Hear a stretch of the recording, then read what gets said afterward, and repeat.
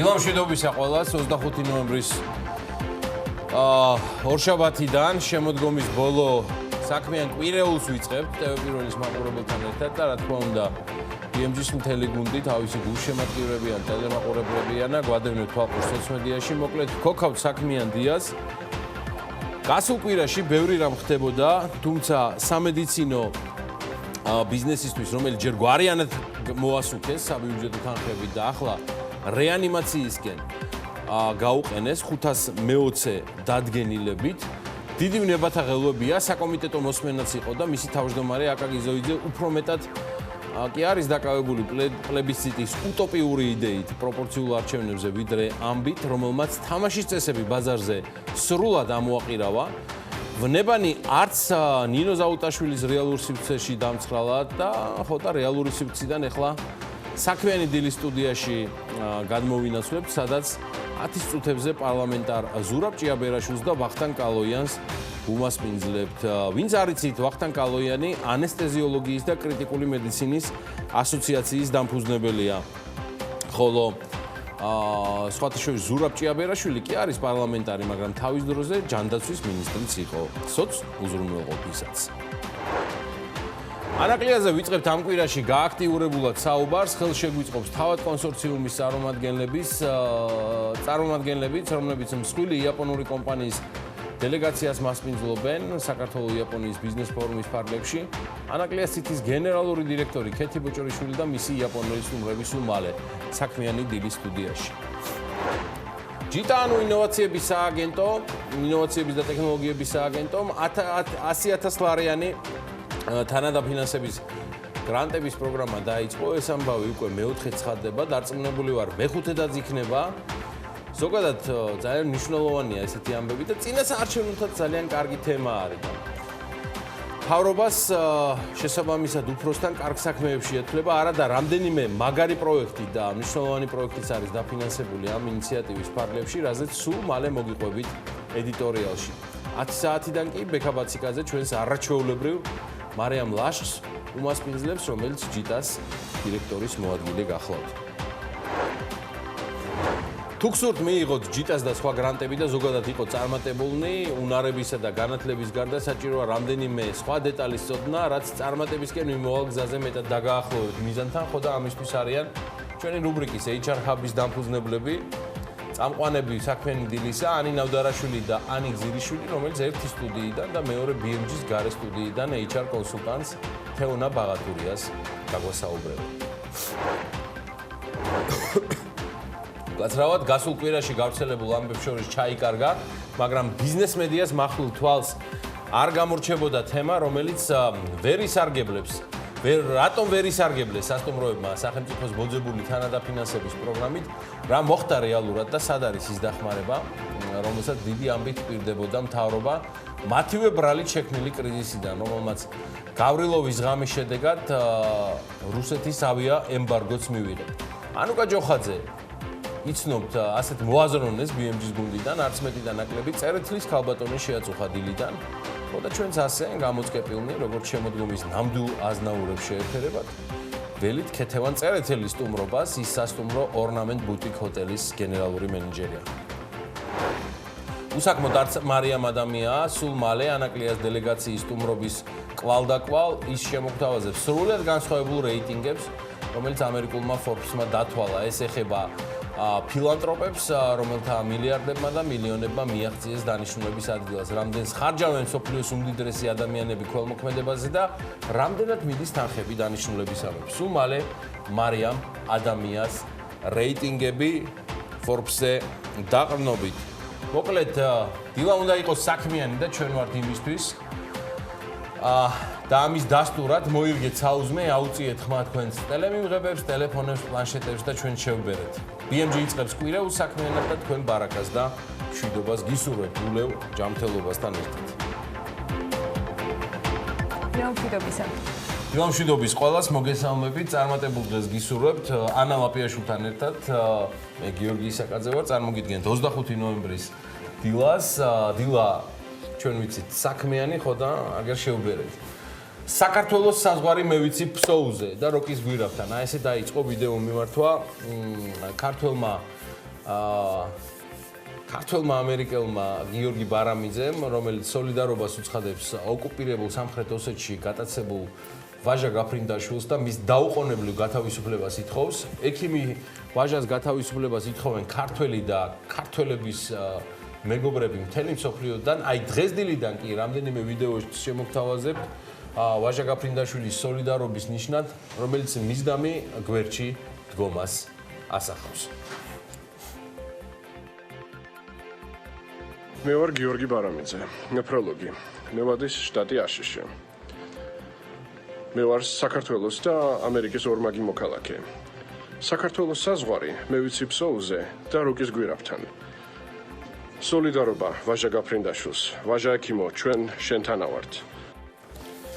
გიორგი ბარამიძე ლას-ვეგასში, ნევადის შტატში წლებია არაერთ ამერიკულ კლინიკაში წარმატებით მოღვაწეობს. ის ერთ-ერთი ყველაზე გამოცდილი ექიმია, რომელიც დიდი ავტორიტეტით სარგებლობს შტატების სამედიცინო წრეებში.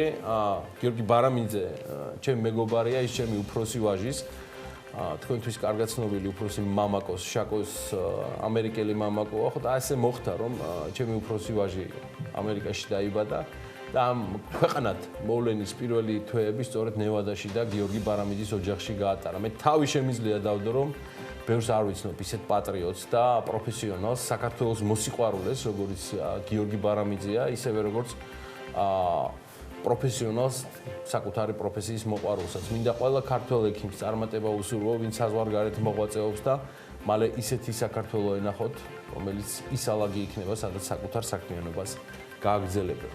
დაუყოვნებლივი რეაგირება მოსთხოვა საერთაშორისო პარტნიორებს და საქმის ყურში ჩააყენა ყველა კახა იმნაძემ, საქართველოს მუდმივმა წარმომადგენელმა გაერთიანებული ერების ორგანიზაციაში გამოსვლის დროს ოკუპირებულ ტერიტორიებზე არსებულ ვითარებაზე და რუსეთის აგრესიულ ქმედებებზე ისაუბრა.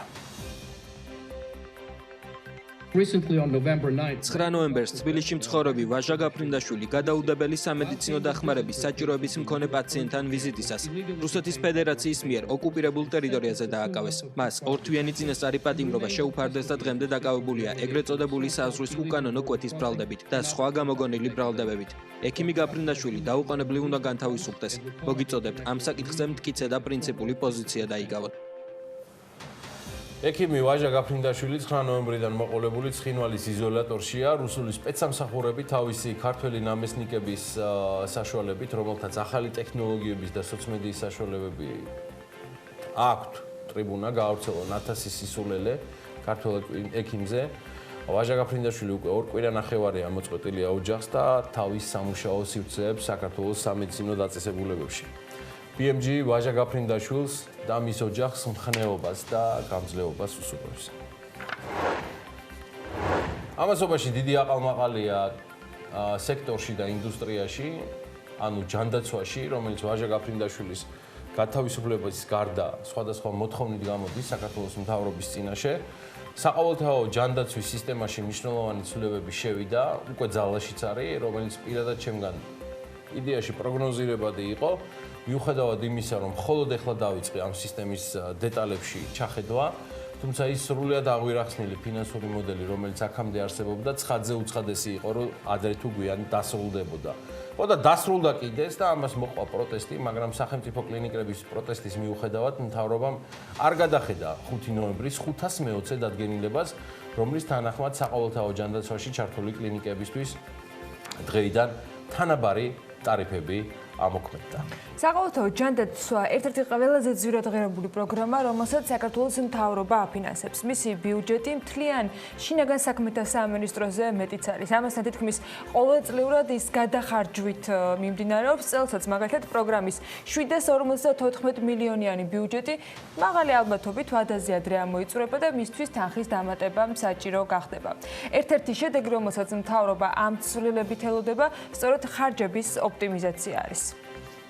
თუმცა ცვლილებების მიღებას კერძო კლინიკები ეწინააღმდეგებოდნენ და დღემდე ეწინააღმდეგებიან. რამდენიმე დღის წინ 26-მა სამედიცინო დაწესებულებამ პრემიერ-მინისტრს, ჯანდაცვის მინისტრს, პარლამენტის თავმჯდომარეს, ბიზნეს ომბუდსმენს, ჯანდაცვის კომიტეტს და სახალხო დამცველსაც კი წერილით მიმართეს. სექტორი ითხოვდა 520 დადგენილების მინიმუმ ნახევარი წლით გადავადებას და იმგვარი ტარიფების დამტკიცებას, რომელიც რეალურად ასახავს დღევანდელ საფინანსო ეკონომიკურ პარამეტრებს. სამედიცინო დაწესებულებების წარმომადგენლები ირწმუნებიან, რომ დადგენილებით განსაზღვრული ტარიფები სამედიცინო მომსახურების თვითღირებულებაზე გაცილებით ნაკლებია. ჯანდაცვის სამინისტრო კი კლინიკების ამ პოზიციას, რომელიც ჩვენს ეთერშიც ისმოდა პარლამენტშიც და ოფიციალური განცხადებითაც, მხოლოდ დადგენილების ამოქმედების შემდეგ უპასუხა ისიც განცხადებით. უწყების მიერ გამოქვეყნებული 12 გვერდიანი დოკუმენტის თანახმად, ჯანდაცვის პროვაიდერები ხშირად ქაღალდზე პერსონალისათვის მაღალ ხელფასს აფიქსირებენ, რეალურად კი მათ თანამშრომლებს უფრო დაბალი ანაზღაურებები აქვთ. ამასთან ჯანდაცვის სამინისტრო ირწმუნება იმასაც, რომ კლინიკები მრავალჯერადი მოხმარების ნივთებს ერთჯერადი მოხმარების საგნებად აფიქსირებენ, რაც თავისთავად მომსახურების მაღალ ფასებში აისახება. უწყება განმარტავს, რომ დღეს არსებულ დადგენილებას შესაძლოა კლინიკებში ფინანსური ზარალი მოყვეს, თუმცა ეს თანხა ბევრად ნაკლებია იმ საზოგადოებრივ სარგებელზე, რასაც ცვლილება იწვევს, ანუ ისინი ამბობენ, რომ უფრო მეტად ზრუნავენ შესაბამისად საზოგადოებაზე. ჯანდაცვის კომიტეტის თავმჯდომარი საკაკი ზოიძის განცხადებით კი ის დააკვირდება პროცესებს და საჭიროების გამოკვეთის შემთხვევაში მზად არის პრემიერ-მინისტრს და საქართველოს ჯანდაცვის მინისტრს უზარმაზარი რეგალიებით ოკუპირებული ტერიტორიებიდან დევნილთა შრომის ჯანმრთელობისა და სოციალური დაცვის მინისტრს დადგენილების გადავადების წინადადებითაც მიმართოს. მე არ ვიცი რას აკვირდება კომიტეტი ან სამინისტრო, მე მგონია რომ ცხადზე ცხადია ყველაფერი და არაფრის გადავადება არც მოხდა და ვერც მოხდებოდა, ისევე როგორც ჩემი აზრით სრულიად უადგილოა აკაკი ზოიძის ბოლო პერიოდის პოლიტიკური განცხადებები მიმდინარე პროცესებზე, ეს ეხება პლებისციტის შესაძლებლობას თუ მის დამოკიდებულებას მეგობარი პარლამენტარების შესაძლო უცხოურ ვოიაჟებთან დაკავშირებით. პლებისციტზე საუბარი შეიძლებოდა, როცა უმრავლესობაზე აღმოაჩენდით, რომ დირიჟორი სრულიად ხილული საორკესტრო ჯოხით პარტიტურაზე მკაცრი მითითებით საორკესტრო გუნდის ყველაზე არააქტიურ ზანტ წევრებს მიუთითებდა, რომ მზადყოფილიყვნენ მათი პოლიტიკური არია იწყებოდა და დრო იყო გამოცოცხლებულიყვნენ საღათას ძილისგან. მათ მაშინ და პირველივე დღეებში ცხარე ქუჩის პროტესტისა შეიძლება არ ვარ დარწმუნებული, ამას ნამდვილად ექნებოდა ფასი დიალოგის დონეზე და ფონზე პროტესტანტებთან.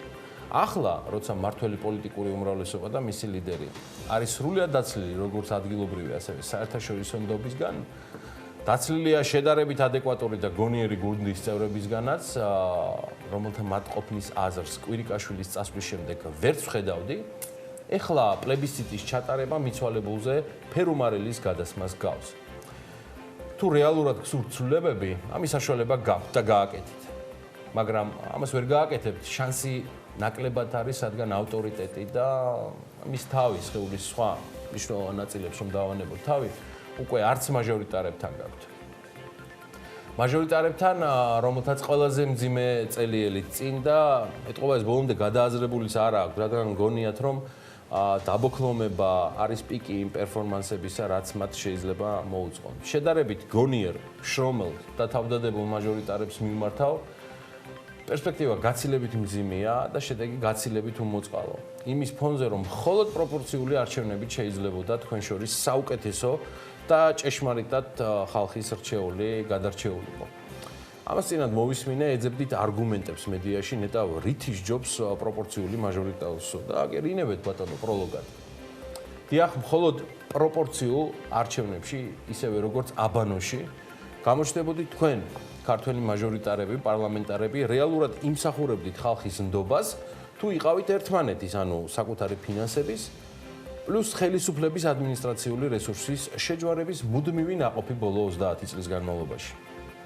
თუ ამის თავი და არც სხვა რამის არ გაქვთ, მაშინ ფაქტია, რომ მუდმივად დარჩებით ნებისმიერი ხელისუფლების დანამატად ლარის კურსის სხვადასხვა პირობებში. ეს არის რეალობა და არ უნდა ამას განსაკუთრებული პლებისციტი. ამას უნდა აზროვნება, ოცნების ფოცხზე ნაკლებად დაბიჯება, ფიქრი და სწრაფი გადაწყვეტილებები. აი ამ გადაწყვეტილებებში კი, როცა ამჟღავნებთ თქვენს უსუსტეს უნარებს, რომ აი ხელისუფლების მხარდაჭერის გარეშე თქვენი მომავალი გამოდის, რომ იყო და არის ზერო.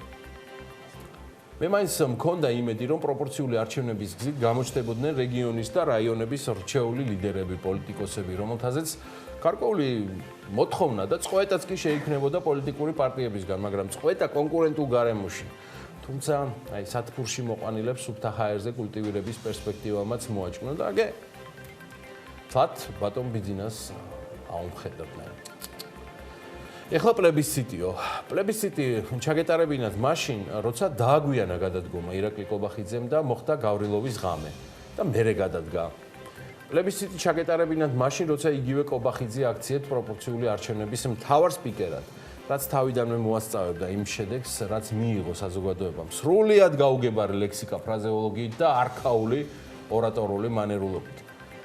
წინ ამ ყველაფრის უმძიმესი პოლიტიკური ფასის გადახტაგელით, რადგან გადაწყვიტეთ, რომ აი ესე მოქცევა გავა და პოლიტიკურ ფასს, თქვენს ფასს ადებთ ყველაფერს. ლარი დოლართან 1.66 გონიათ ეთყობა, როგორც ჩაიბარეთ ეს ხელისუფლება და მარტო წელს შეხსენებისთვის თქვენივე მმართველობის პირობებში მხოლოდ 2019 წელს ლარი 11%-ით არის გაუფასურებული და მარტო წელს მსყიდველობით უნარიანობა მოსახლეობისა დაეცა მინიმუმ 10%-ით. პლებისციტი პოლიტიკურად ისეთივე ფარსი იქნება და ჰაერში გასროლილი თანხები ოცნებისეულად, როგორც ამას აკეთებთ. აი სულ ეს იყო მისი თქმაც მინდოდა პროპორციულ არჩევნებზე და პლებისციტზე. ანა დროულად დამაბრუნებს ჯანდაცვაში, მგონის ჯობს, თქვენ კი დაუცულებო ერთი დღე მაინც გადაიარეთ, რომ რაიმე ისეთი ხარისხის სიბრიყვე არ ჩაიდინოთ შინ თუ გარეთ, რაზეც სამწუხაროდ, ანუ სიბრიყვეზე მხოლოდ ერთი შიში გაქვთ. ემან თქვენმა უფროსმა არ გაიგოს და არ გაგიწყრეთ, თორემ ხალხი რაში გაღელვებთ. ბოლო-ბოლო გამოხვალთ და ინტერვიუს მისცემთ უარესი სიბრიყვეების თანხლებით. მგონია დღევანდელმა დღემდე ჩაიაროს რომ ეს პირობა შესრულდეს გიორგი, მაგრამ მოკლედ ჯანდაცვის რეფორმას რომ დაუბრუნდეთ, ჯანდაცვის რეფორმის მორიგ ფაზასთან დაკავშირებით გრძელდება ნებათა ღელვა, სამედიცინო ინდუსტრია ღიად მიანიშნებს და უწუნებს კომუნიკაციის ხარისხის მთავრობას. თუმცა სამინისტრო იუწყება, რომ ზაფხულიდან მოყოლებული კავშირი აქვთ კლინიკებთან, ძირითადად მათ ფინანსისტებთან და პერიოდულად ექიმებთანაც კი. ამ სიტუაციაში ყველაზე მეტად არ დავმალავ, რომ ყოფილი მინისტრის დავით სერგეენკოს პოზიცია საინტერესო, რომელიც ბოლო ვითარებით მთავრობის პირველი პირის, ანუ პრემიერ-მინისტრის მრჩეველი იყო.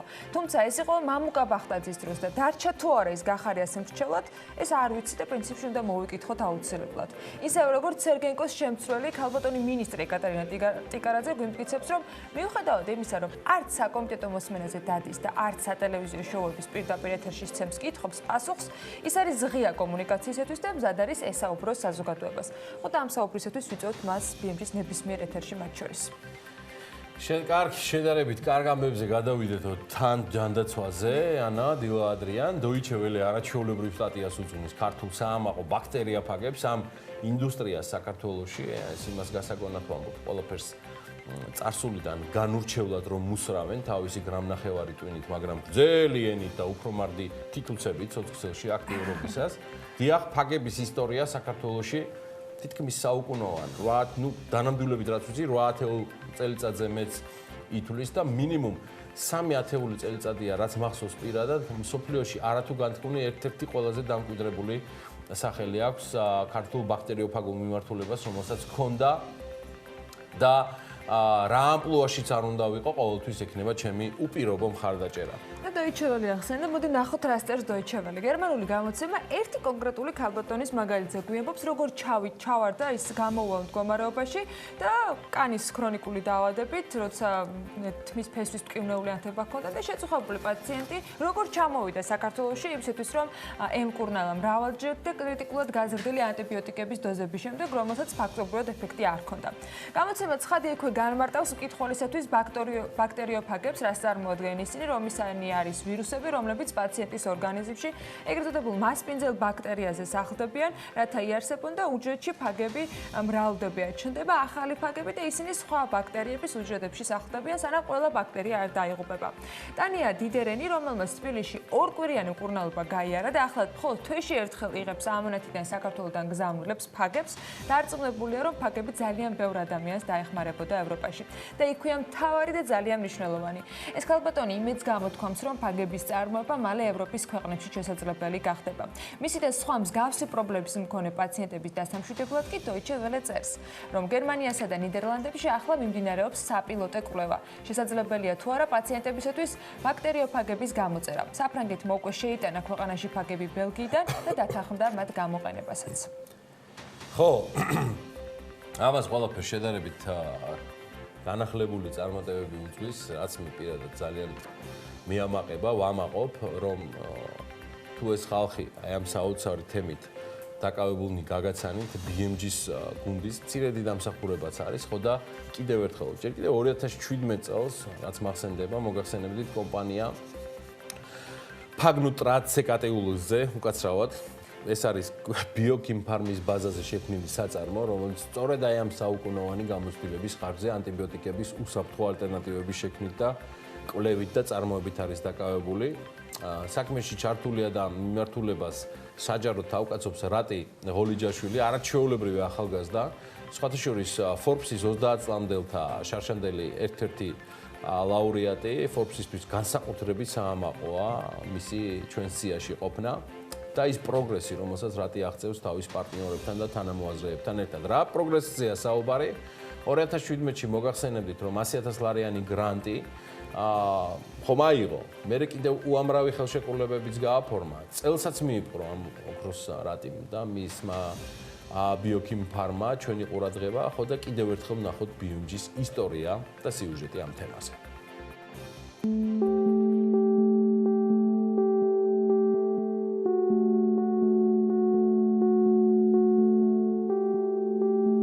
ბაქტერიოფაგის პრეპარატები დღეს ანტიბიოტიკების ერთადერთ ჩამნაცვლებელ ალტერნატივას წარმოადგენს. ამ მიმართულებით ქვეყანას მრავალწლიანი ისტორია აქვს. ამ ისტორიის ერთ-ერთი ნაწილია კომპანია ბიოქიმ ფარმიც, რომელმაც 1999 წლის ნოემბერში დამოუკიდებელი სახელწოდებით დაიწყო ფუნქციონირება. მრავალწლიანმა გამოცდილებამ შედეგი გამოიღო და აი როგორ. შეერგე დასვენება ვკითხულობთ პრეპარატ თრეველფაგის შეფუთვაზე. როგორც აღმოჩნდა, ეს პრეპარატი მსოფლიოში პირველია, რომელიც მოგზაურებს საშიში ინფექციებისგან დაიცავს. და რაც მთავარია, ეს პრეპარატი საქართველოში მზადდება. ანტიბიოტიკები ხშირად ვერ კურნავენ ინფექციებს, იქედან გამომდინარე, რომ მათ აღარ გააჩნიათ უნარი გაანადგურონ რეზისტენტული ბაქტერიები.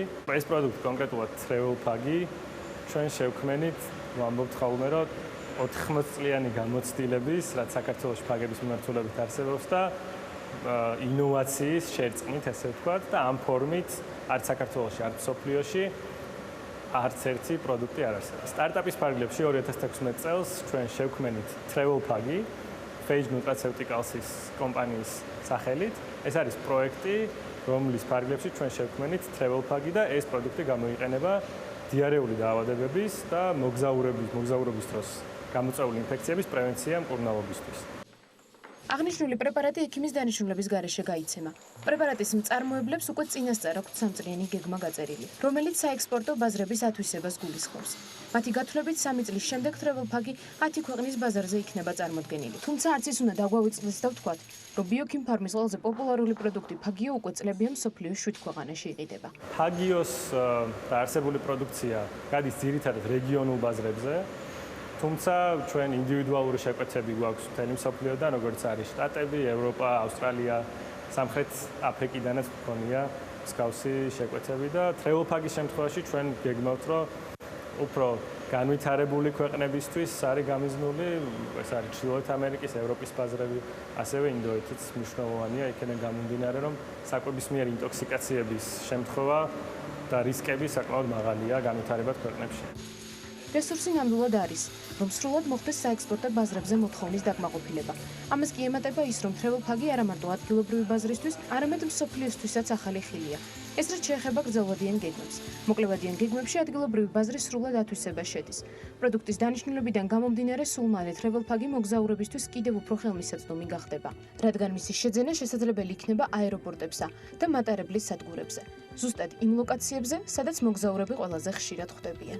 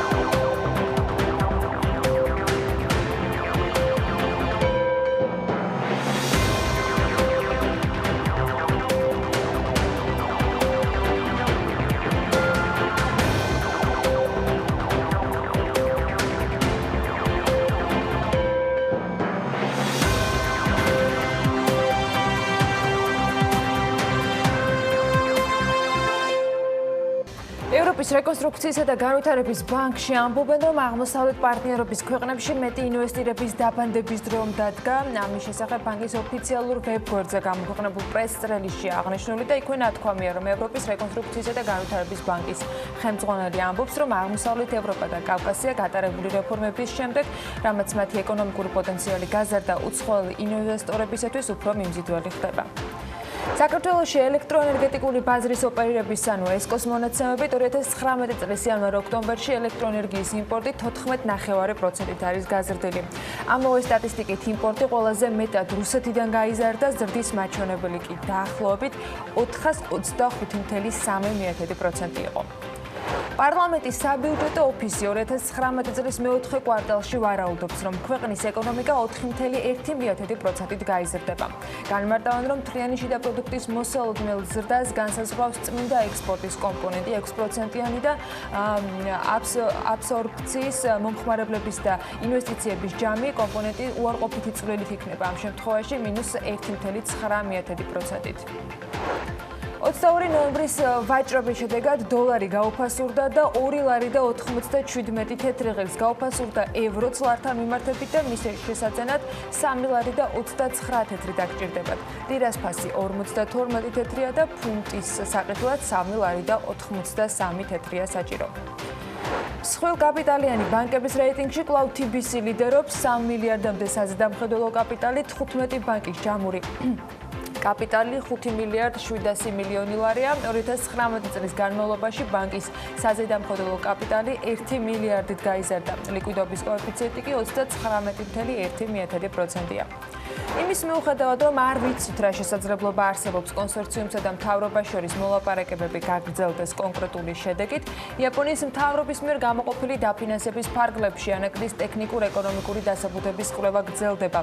იაპონიის დელეგაცია იაპონიის საელჩოს მიერ ორგანიზებული ბიზნეს ფორუმის იაპონიას საქართველოს ფარგლებში ჩვენს ქვეყანას სტუმრობს. ქარელის ხილ-ბოსნეული შემნახველი საწარმო, რომელიც სოფელ ქვენატოცკაში 2018 წლიდან მოქმედებს, პროდუქციას შეერთებულ შტატებში გაიტანს. International SOS უსაფრთხო მოგზაურობის მომსახურების კომპანიამ ყოველწლიური მოგზაურობის რისკის რუკა გამოაქვეყნა, სადაც ნაჩვენებია, რომელ ქვეყანაშია მოგზაურობა უსაფრთხო და რომელში რისკის შემცველი. საქართველოს რუკაზე ყვითელი ფერით ფიქსირდება, რაც დაბალი რისკის შემცველ ქვეყანას ნიშნავს. საგარეო საქმეთა სამინისტროს ინფორმაციით კი ევროპის საბჭოს მინისტრთა კომიტეტის საქართველოს თავმჯდომარეობასთან დაკავშირებით სტრასბურგის საშობაო ბაზრობაზე ქართული კოტეჯი გაიხსნა. საშობაო სოფელი პატარა საფრანგეთის ტერიტორიაზე ნამდვილად ზღაპრულად უნდა გამოიყურებოდეს.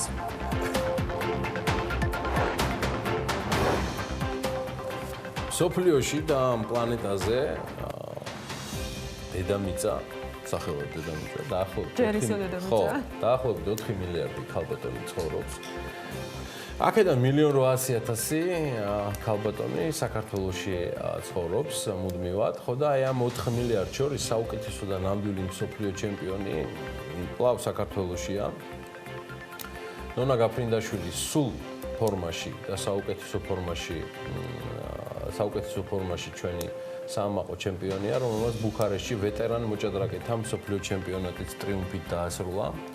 ეს იყო 65 წელს გადაცილებულ ქალ მოჭადრაკეთა შორის ასპარეზობა, სადაც ბრწყინვალე შედეგი დადო ქალბატონმა ნონამ, ხუთგზის მსოფლიო ჩემპიონმა, საჭადრაკო ოლიმპიადების 11 გზის გამარჯვებულმა და საჭადრაკო ოსკარის პირველმა მფლობელმა. 11 შესაძლებლობიდან ნონა გაფრინდაშვილმა 8 ნახევარი ქულა მოაგროვა და მსოფლიო ჩემპიონის ტიტულს დაეუფლა. ქალბატონი ნონა სხვათა შორის მთელი ტურნირის განმავლობაში ლიდერობდა. მე-11 ტურში კი მონღოლ პურევდორჯა ბუნჩილხამს ესე პირდაპირ ის დაამარცხა და ვეტერანებში მსოფლიო ჩემპიონის ტიტული მე-7-ად მოიპოვა. ამ დროს ალბათ ყირაზე დგებიან სიხარული და მეც მანდვარ ამაყი და ბედნიერი რომ წარმოვადგენ ქვეყანას რომლის ქალბატონებიც ბოლო რამდენიმე 10 წლეულია ართმობენ პირველობას საქართველოს სახელით და ახერხებენ ეს ჩვენი პატარა სამშობლო ყურადღების ცენტრში იყოს მუდმივად დიდი მსოფლიოსი ახერხებდა ზედიზედ ამას 3 წლის განმავლობაში მუდმივად იყოს რუკაზე როგორც ნიჭიერი და თავდადებული ქალბატონების ბატონების და ადამიანების ქვეყანა. კიდევ კარგი მსოფლიო ჩემპიონატები ტარდება ყველა მიმართულებით გარდა პოლიტიკისა, თორემ მან დაახლოებით წარმომიდგენია რომელ ადგილს დაიკავებდა საქართველოს ჩვენი პოლიტიკოსების გადამყიდე, რომელთაც განსხვავებით მოჭადრაკეებისგან, ძალოსნებისგან თუ მოჭიდავეებისგან ბოლო 3 წლეულია უკეთეს შემთხვევაში საციყვეთში გვაცხოვრებენ, თუ არა უკიდურეს რეგრესში, სადაც არ ჩანს არანაირი წინსვლა, არც იდეებში და არც სისტემებში, არც პოლიტიკური კულტურის თვალსაზრისითაც. იმედია აქაც და მალე გამოჩნდებიან ახალი და ძველი დიდოსტატები სიტყვისა და საქმისა, პოლიტიკური სისტემების მოწყობისა და რეფორმატორები, რომლებიც ამ ქვეყანას გაიყვანენ სამშვიდობოს უპირობო განვითარების მიმართულებით. მანამდე მაგალითები გვყავს და საუკეთესო მაგალითები, რომ 78 წლის ასაკში ზუგდიდში ტერენტი გაფრინდაშვილის და ვერა გრიგოლიას ოჯახში 1951 წელს დაბადებული ქართველი მოჭადრაკე აგრძელებს ტრიუმფალურ სვლას და ართმობს პირველობას მიუხედავად ერთ-ერთი ყველაზე შთამბეჭდავი მიღწევებისა და პორტფოლიოსი. ნონა გაფრინდაშვილი იყო პირველი ქალბატონი, რომელიც გასული საუკუნის 78 წელს დიდოსტატის ტიტული მიენიჭა. იგი არის 11 გუნდური და 9 ოლიმპიური ოქროს მფლობელი, გუნდური და პირადი. ფიდემ 1997 წელს საჭადრაკო ოლიმპიადებზე მისი სახელობის თასიც დააწესა მსოფლიო მასშტაბით და მსოფლიოს ხუთგზის ჩემპიონია, ართმობს ამ ჩემპიონობას. რაც უნდა იყოს გადამდები ნებისმიერი მისი თანამოქალაქისთვის, ქვეყნისთვის, რომ მიუხედავად გარემოებებისა მიდის წინ, არ ჩერდება, აგრძელებს პირველობას და მას ართმობს. აი ქვეყანას ასეთი გვინდა და მისი მოქალაქეების, მერე ეკონომიკასაც ეშველება და მანამდე წყობრად გავერკვეთ არა კონფორმისტულ არჩევნებში ჩვენს პოლიტიკურ ველზე, ამით გულწრფელ ინტელექტუალებით სავსე საზოგადოების წინ წამოწევაში, რომლებიც არც არავისი მორიგი ჩავარდნილი რეკომენდირებული თანამდებობის პირები იქნებიან და საკუთარ ფოცხზე ფეხის დაბიჯებაში შემჩნეული კომედიანტები, რომელთაც არც სიტყვის და პირობის შესრულების ღირსება არ აღმოაჩნდათ. პირობის დადება და მისი შესრულების მოთხოვნა არ სჭირდება ნონა გაფრინდაშვილის მსგავს ადამიანებს და პიროვნებებს, სადაც ასეთები არიან, იქ სიტყვის და საქმის შორის ტოლობის ნიშანია. მადლობა ყველაფრისთვის, ქალბატონი ნონა და დიდი მადლობა ყველას ჩვენი სახელით. იმედია დანარჩენი საქართველოს არ დარჩება ვალში, მათ შორის ისინიც, ვინც საქართველოს სახელით უტიფრად საუბრობენ და ამის ყველაზე ნაკლები უფლება აქვთ.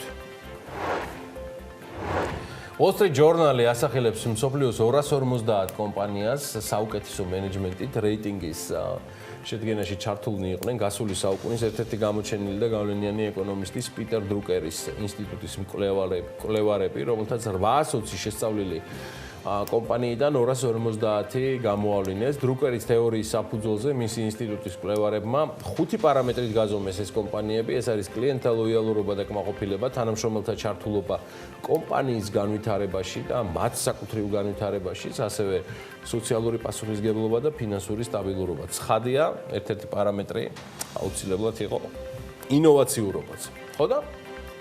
ამის მიხედვით ვიღებთ შემდეგ სურათს, რომელიც იდეაში მისაღები გახდა მსოფლიოს ისეთი აღიარებული გამოცემისთვის, როგორც Wall Street Journal-ი. შარშან Amazon-ი ამავე რეიტინგში მეორე ადგილს იკავებდა Apple-ის შემდეგ, თუმცა ინოვაციებში განსაკუთრებული მონაცემების შემდეგ მსოფლიოს ნომერ პირველი რიტეილერი პირველ ადგილს იკავებს 2019 წლის რეიტინგში. წელსვე Amazon-მა გაუსწრო ყველა სხვა კონკურენტს პატენტების და სავაჭრო ნიშნების დარეგისტრირების განცხადებებში და რაც მთავარია დანახარჯებზე და ინვესტიციებზე კვლევებზე. ხო და კიდევ ერთი უპირატესობა, რის გამოც Wall Street Journal-ი Amazon-ს პირველ ადგილზე ამწესებს, გახლავთ ვაკანსიების რაოდენობა ისეთ ინოვაციურ პროექტებში, როგორც არის ხელოვნური ინტელექტი და რობოტექნიკა. Wall Street Journal-ი ასევე აღნიშნავს Amazon-ის განსხვავებულ კორპორატიულ კულტურას, რომელიც მოგვიწოდებს მაგალითად არ გამოვიყენოთ PowerPoint-ის პრეზენტაციების სამუშაო შეხვედრებისას. რის მაგივრათაც თანამშრომლებმა უნდა გაამზადონ 6 გვერდზე მაქსიმუმ მოსაზრებების ტექსტი კი ასეა, რომელმაც წაკითხული ექნება შეხვედრის ყველა მონაწილის მიერ, რაც Amazon-ის აზრით უფრო ეფექტური საშუალებაა ინფორმაციის მიღებისა, გაცვლისა და დისკუსიის წარმოებისთვისაც. მოკლედ Amazon-მა მიუხედავად პირველობისა დაბალი ქულები მაგალითად მიიღო სოციალური პასუხისმგებლობის მიმართულებით, კომპანიას ასევე პერიოდულად პროკავშირებიც აკრიტიკებენ დაბალ ანაზღაურებადი თანამშრომლებისადმი დამოკიდებულების გამო. სხვა შორის ათეულში ყველაზე მეტად გამიკვირდა კომპანია Johnson & Johnson-ის ნახვა. ეს დაახლოებით იგივეა სრულად რეპუტაციას შერყეული მაგალითად ან საინვესტიციო იმიჯის პირობებში მაგალითად მან დრო Philip Morris-ი მეხილა. ეს იქნებოდა სრული უაზრობა, თუმცა არც ანუ Johnson & Johnson-ის ყოფნა ამ რეიტინგში უინტერესო იმ ფონზე, რომ შარშან კომპანიამ მოხმარებლებისგან მინიმუმ 100,000 სასამართლოს არჩეული მიიღო, იცით ალბათ, რომ ეს კომპანია სამედიცინო და ჰიგიენური საშუალებების უმსხვილესი მწარმოებელია მსოფლიოში. რაც შეეხება Facebook-ს, იგი მე-6 ადგილზეა, თუმცა მისი ჩავარდნა პირდაპირ კავშირშია კლიენტთა ლოიალურობის და დამოკიდებულების დაბალ შეფასებასთან, რაც უკავშირდება პირადი მონაცემების ბაზის გაზონვის გახმაურებულ ისტორიებს სოцქსელიდან. ერთ-ერთი ყველაზე წარმატებული კომპანია რეიტინგში მაინც Procter & Gamble-ია, რომელიც მე-15 ადგილზეა და თანამშრომელთა ჩართულობა კომპანიის განვითარებაში და მათი პირადი შემდგომი კარიერული ზრდის ნაწილში ამ პარამეტრმა მოკლედ კომპანიას აღიარება მოუტანა. აი მძიმე და შავი ზოლი აქვს კომპანიის დაარსების ისტორიის მანძილზე ამერიკულ ავიაგიგანტს Boeing-ს და ის 31 ადგილზეა და 727-ის მაქსის ორმა ტრაგიკულმა ავიაკატასტროფამ სერიოზულად ჩამოექვეითა Boeing-ი რეიტინგში. რეიტინგში სადაც სიახლეებიც გვაქვს 48 ახალი რეიტინგის მონაწილეა კომპანიაში და მათ შორის არიან პროგრამული უზრუნველყოფის ისა გიგანტი რომელიც სერვის ნაუზია საუბარი და ასევე საერთაშორისო საინვესტიციო კომპანია BlackRock-ი.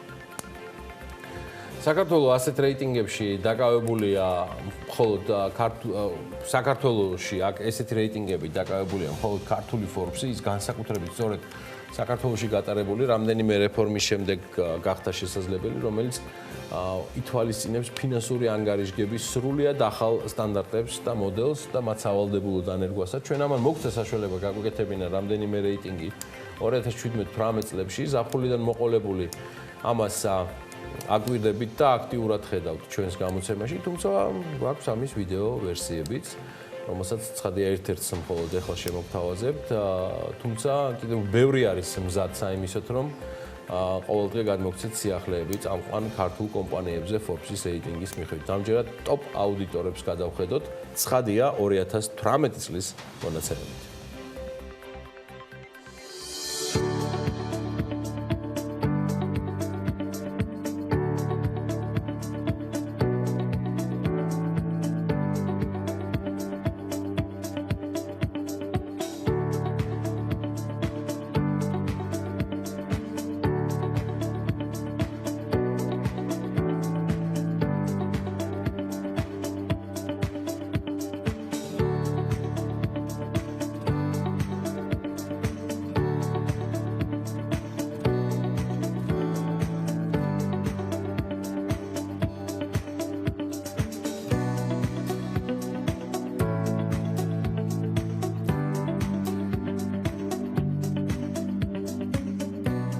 ეს უკვე 2019 წელია და განახლებული ფინანსური მაჩვენებლები მათ პერიოდულად ეროვნული ბანკი აქვეყნებს. სამდე მართალია ეროვნული ბანკის პრეზიდენტი, რომ ამ ანგარიშების კითხვა, ანუ ეროვნული ბანკის ანგარიშების კითხვა ჩვენ BMG-ს და Forbes ძალიან გვიყვარს. ამიტომაც ვაკეთებთ პერიოდულად მათ შორის რეიტინგებსაც, ვაჯამებთ მიმდინარე სტატისტიკას მიუხედავად იმისა, რომ ეროვნულ ბანკს და მის პრეზიდენტს არ უდგათ პოლიტიკურად საუკეთესო ხანა და დროება, შერისხვლარს მონაიხთისა დამთავრებისა ეროვნული ბანკი ქართველთა მხედრობისაგან მუნ. თუმცა არ ამგონია ამით ზედმეტად ცუდღეში იყვნენ ჩვენი კომერციული ბანკები და აგერ დასტური Forbes-ის ბეჭდითუთ.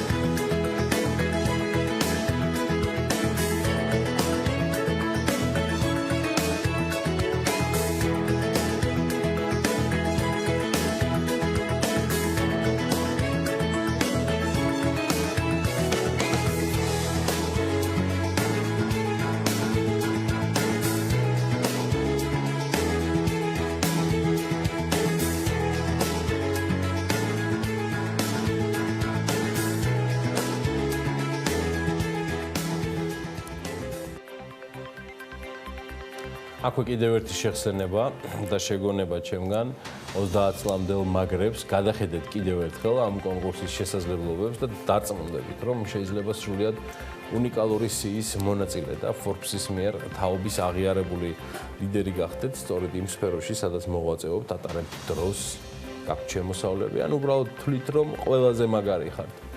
რა არის ამისთვის საჭირო? სულ სამი რამ. იყოთ 30 წლამდე ასაკისა. შეავსოთ აპლიკაცია, რომელიც Forbes G-ზე არის განსხვავებული და ხო, მესამე.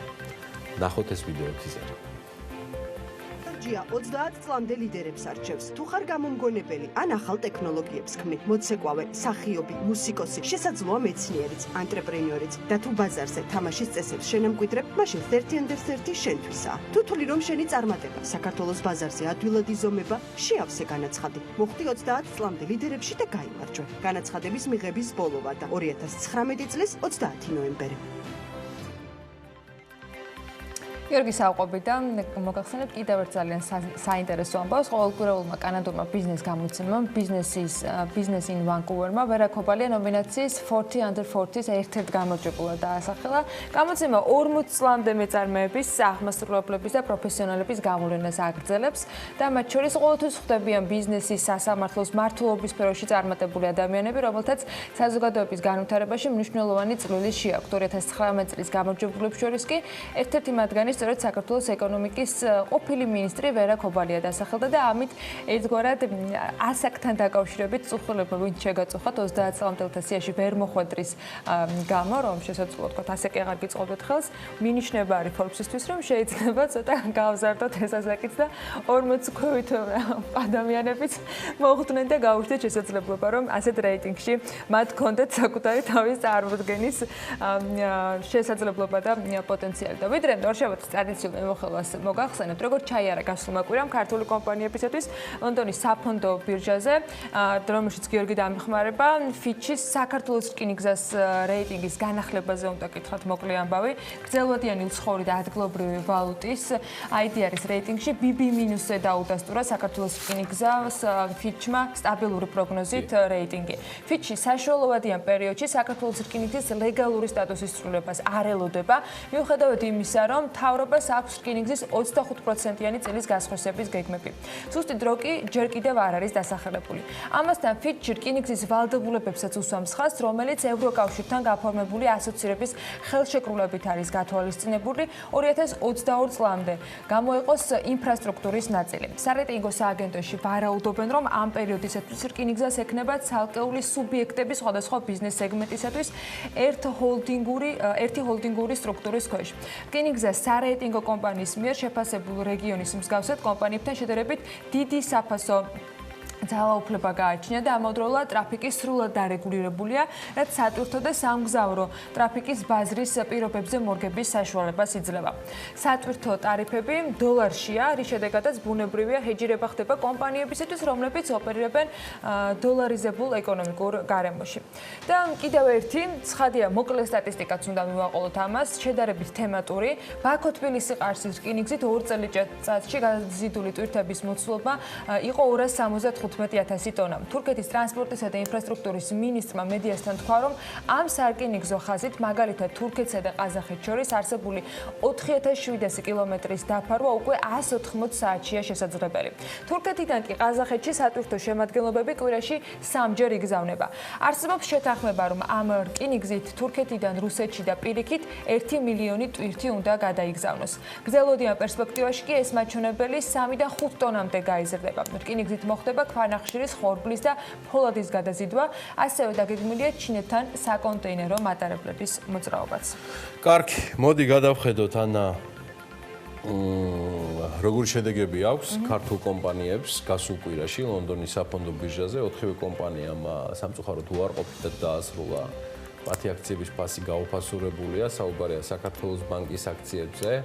316,000 აქცია გასხვისდა 4,5 მილიონ ფუნტად, ჯორჯია კაპიტალის 248,000 აქციაზე დაიდო გარიგება 2,300,000-ად, საქართველოს ჯანდაცვის ჯგუფის 351,000 აქცია გასხვისდა 600,000 ფუნტად და TBC ბანკის აქციებზე სულ 196,000 აქციებზე დაიდო გარიგება 2,400,000-ად. ლონდონის საფონდო ბირჟაზე ყველაზე ძვირადღირებული კომპანია საქართველოს ბანკია.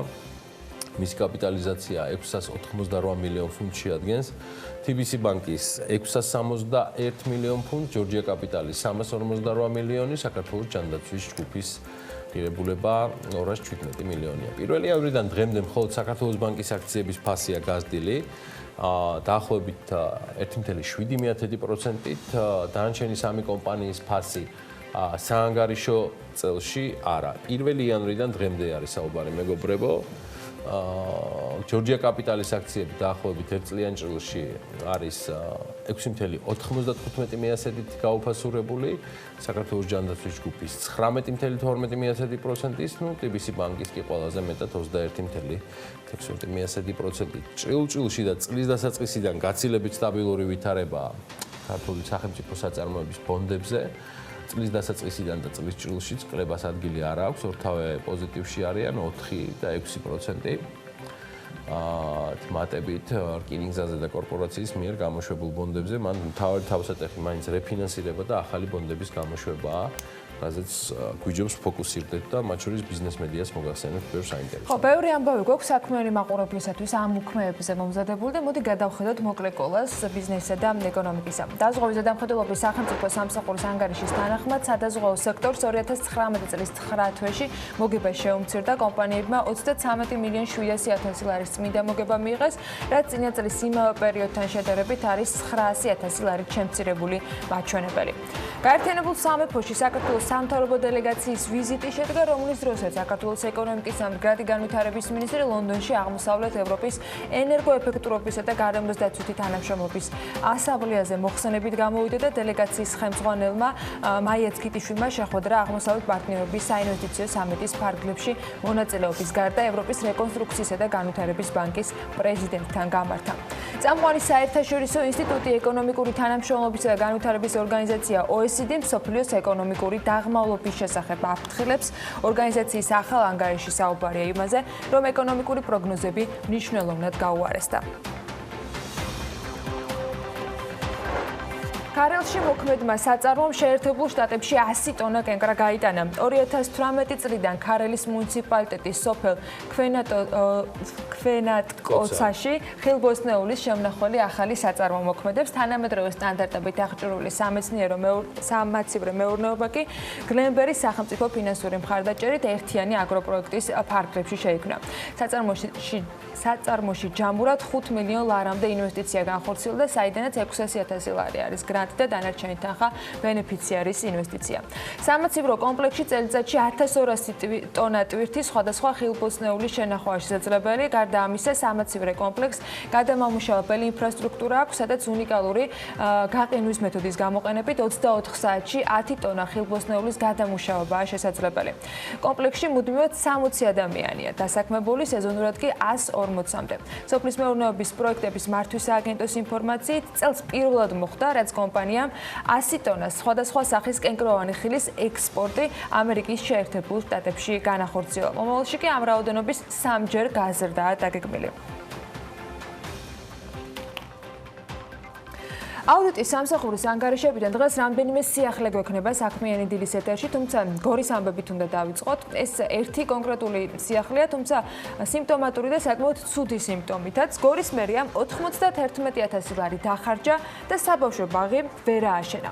სახელმწიფო აუდიტმა გორის მუნიციპალიტეტის 2017-2018 წლების ბიუჯეტით გათვალისწინებული პროგრამების შესაბამისობის აუდიტის ანგარიში გამოაქვეყნა, რომელშიც მითითებულია, რომ გორის მერიამ 91,000 ლარი დახარჯა და 2 წლის განმავლობაში ბაღი აშენებული არ არის. აუდიტის ანგარიშის თანახმად ირკვევა, რომ ინფრასტრუქტურული პროექტების დაგეგმვაში, შესრულებასა და კონტროლში არსებული სისუსტეების შედეგად 2 შემთხვევაში შესრულებული ინფრასტრუქტურული პროექტი უხარისხობის გამო დაუსრულებელი არის. ამ ანგარიშის თანახმადვე საუბარია სადგურის დასახლების საბავშვო ბაღზე, როდესაც ტენდერში გამარჯვებული კომპანია უხარისხოდ და გრაფიკის დარღვევით აშენებდა ამ პროექტს. კომპანია სამუშაოების დასრულებისვლა და 2-ჯერ ჯამში 102 დღით გადაუწიეს, თუმცა მაინც ვერ მოახერხა მან სამუშაოების დასრულება და გორის მერიამ ხელშეკრულებამ მხოლოდ გასულ წელს შეუწყვეტა.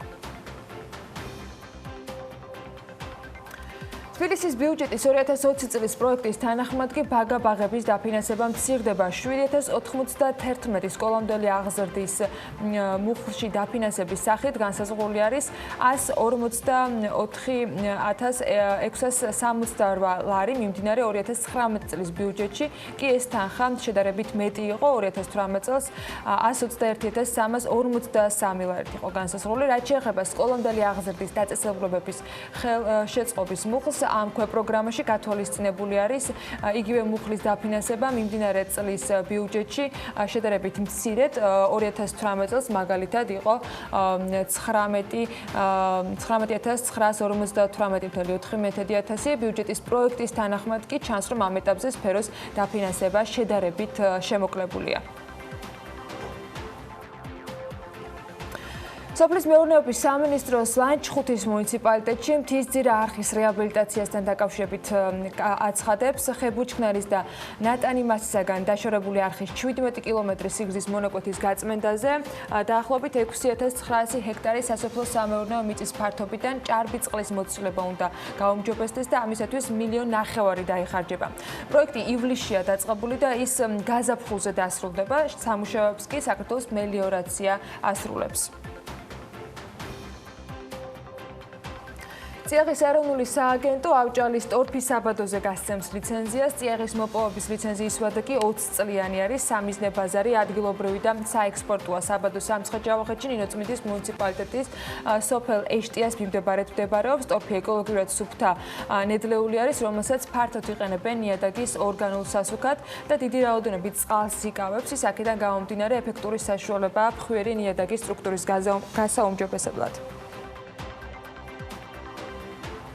სემეკმა ენერგეტიკული ბაზრების მონიტორინგისა და ინვესტიციების შეფასების წესი დაამტკიცა. მონიტორინგის მიზანია კონკურენტული და სამართლიანი ვაჭრობის მარეგულირებელი მექანიზმების შექმნა წესი, განსაზღვრავდეს საწარმოთა მიერ კომისიაში ანგარიშგების წარმოდგენის პროცედურებს, ანგარიშგების ფორმებს, მონაცემების დამუშავების სტანდარტებს, საწარმოთა ელექტრონული პლატფორმის შექმნის, ინფორმაციის კონფიდენციალობის დაცვის და ინტერესთა კონფლიქტის თავიდან არიდების წესს.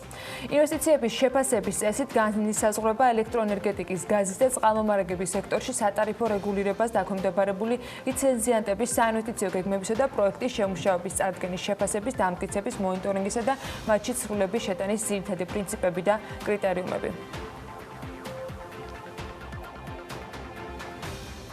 ცოტა ქვეყნის ფარგლებს გარეთაც უნდა გავიხედოთ. რუსეთის სახელმწიფო ენერგო კომპანია გაზპრომა კაპიტალიდან აქციების თითქმის 4%, უფრო ზუსტად 3.59% გაასხვისა. ერთი აქციის ფასმა კი $3.45 შეადგინა. გასხვისებული აქციების პაკეტის ფასმა 188 მილიარდი რუბლი შეადგინა ჯამში. ინფორმაციას ამასთან დაკავშირებით რუსული მედია ავრცელებს. აქციებით 13.22%-იანი ფასდაკლებით გაიყიდა, წერენ ისინი და პაკეტის მფლობელის ვინაობა ამ დრომდე არ ხმაურდება. გაზპრომის აქციების გაყიდვის შესახებ ცნობილი 21 ნოემბერს გახდა, რის შემდეგაც გაზის მონოპოლისტის აქციების ფასი მოსკოვის ბირჟაზე 2.6%-ით გაძვირდა და 2019 წლის ივლისში გაზპრომმა აქციების 2.19% 139 მილიონ რუბლად გაყიდა, ფასდაკლება მაშინ იყო 10%-იანი. უკეთესი კომპანიების ამბებიც გვაქვს. ამერიკულმა კორპორაცია Amazon-მა პენტაგონის გადაწყვეტილება კომპანია Microsoft-თან 10 მილიარდიანი კონტრაქტის გაფორმების შესახებ ფედერალურ სასამართლოში გაასაჩივრა. Bloomberg-ის ინფორმაციით სარჩელის დეტალები გასაიდუმლოებულია. Amazon-ში ფიქრობენ, რომ პენტაგონის ასეთი გადაწყვეტილების მიზეზი დონალდ ტრამპის განცხადებები იყო. ახლა კომპანიამ სასამართლოში ამის დამადასტურებელი უტყუარი მტკიცებულებები უნდა წარადგინოს. შტატების თავდაცვის სამინისტრო მონაცემთა დისტანციური დამუშავების სფეროში მომსახურებაზე 10 მილიარდი დოლარის ღირებულების ტენდერის გამარჯვებულად Microsoft-ი 26 ოქტომბერს გამოაცხადა. New York Times-ის ცნობით კი ტენდერის ფავორიტად Amazon ითვლებოდა, თუმცა თეთრი სახლის ლიდერმა დონალდ ტრამპმა Twitter-ზე არაერთხელ გააკრიტიკა მისი ხელმძღვანელი ჯეფ ბეზოსი. თავდაცვის სამინისტროსთან საუბარში კი გამოთქვა სურვილი, რომ ტენდერში Amazon-ის გარდა ნებისმიერ სხვა კომპანიას გაემარჯვა. ჩინურმა Alibaba ჯგუფმა ჰონკონგის საფონდო ბირჟაზე აქციების განთავსების 88 მილიარდი ჰონკონგური დოლარი მოიზიდა. ეს დაახლოებით 11 მილიარდი დოლარი არის. ეს კი ჰონკონგის ბირჟისათვის უმსხვილესი გარიგებაა ბოლო 9 წლის განმავლობაში. კომპანიის მიერ გავრცელებულ პრეს-რელიზში წერია, რომ ის ინვესტორებს 500 მილიონ ჩვეულებრივ აქციას თითოეულს 176 ჰონკონგურ დოლარად შესთავაზებს. აქედან 50 მილიონის, ანუ 10%-ის დარეზერვება მოხდება და Bloomberg-ი აღნიშნავს, რომ ეს არის ყველაზე მასშტაბური ლისტინგი ამ ბირჟაზე 2010 წლის შემდეგ. ამავდროულად არის ერთ-ერთი ყველაზე მსხვილი ლისტინგი მიმდინარე წელს მსოფლიოს მასშტაბით. წინასწარი ინფორმაციით აქციებით ვაჭრობა ბირჟაზე 26 ნოემბერს დაიწყება. 1929 წელს გამოცემული მარველის კომიქსების პირველი ნომერი შტატების ქალაქ დალასში აუქციონზე $1,260,000 დოლარად გაიყიდა. სააგენტო როიტერი აღნიშნავს, რომ მარველის კომიქსში გადახდილი ყველაზე დიდი თანხაა სწორედ ამ აუქციონის შედეგად. მყიდველის ვინაობა კი ჯერჯერობით უცნობია. ექსპერტებმა ჟურნალის მდგომარეობა 10 ბალიანი სისტემით 9.4 ქულით შეაფასეს. აუქციონის ორგანიზატორებმა ლოტს ისტორიული კომიქსის ისტორიული ეგზემპლარი უწოდეს. შეერთებული შტატების ენერგეტიკის სამინისტროს მიერ გავრცელებული ინფორმაციის მიხედვით გასული კვირის განმავლობაში შტატებში ნედლი ნავთობის მარაგები 1,400,000,000 ბარელით გაიზარდა და 450,4 მილიონი ბარელი შეადგინა. ბენზინის მარაგები გაიზარდა 1,8 მილიონი ბარელით და შეადგინა 220,8 მილიონი. დისტილატების მარაგები კი შემცირებულია 1 მილიონი ბარელით. ნავთობის მოპოვებამ შტატებში 12,800,000 ბარელი შეადგინა დღეღამის განმავლობაში, რაც წინა კვირის მაჩვენებლის ანალოგი არის. ნავთობის რეზერვების სტრატეგიული მარაგები გასული კვირის განმავლობაში 700,000 ბარელით არის შემცირებული და ამ დროისათვის შეადგენს 641 მილიონ ბარელს. Ასეთი იყო ბიზნეს სიახლეები ამ დროისათვის. წინ კიდევ არაერთი საინტერესო ამბავი გელოდება და კიდევ ერთი სამთავრობო პროექტის ბედი უნდა მოვიკითხოთ სულ რამდენიმე წუთში. რეკლამის შემდეგ საქმიანი დილის სტუმართან ერთად. სამხრეთ რუსული ავიასანქციების შემდეგ მთავრობამ ტურიზმის სექტორის დასახმარებლად მცირე სასტუმროების საბანკო სესხების პროცენტის თანადაფინანსების შესახებ ჯერ კიდევ ივლისში განაცხადა. პროგრამაში მონაწილეობისათვის განცხადების შეტანა სექტემბრიდან 15 ნოემბრის ჩათვლით იყო შესაძლებელი. შემოდგომის ბოლოთვის მიწურულს რამდენად ისარგებლა სექტორმა მთავრობის გაწყვეტილი ხელით, ამბებს ვიკითხავთ სტუმართან რამდენიმე წუთში.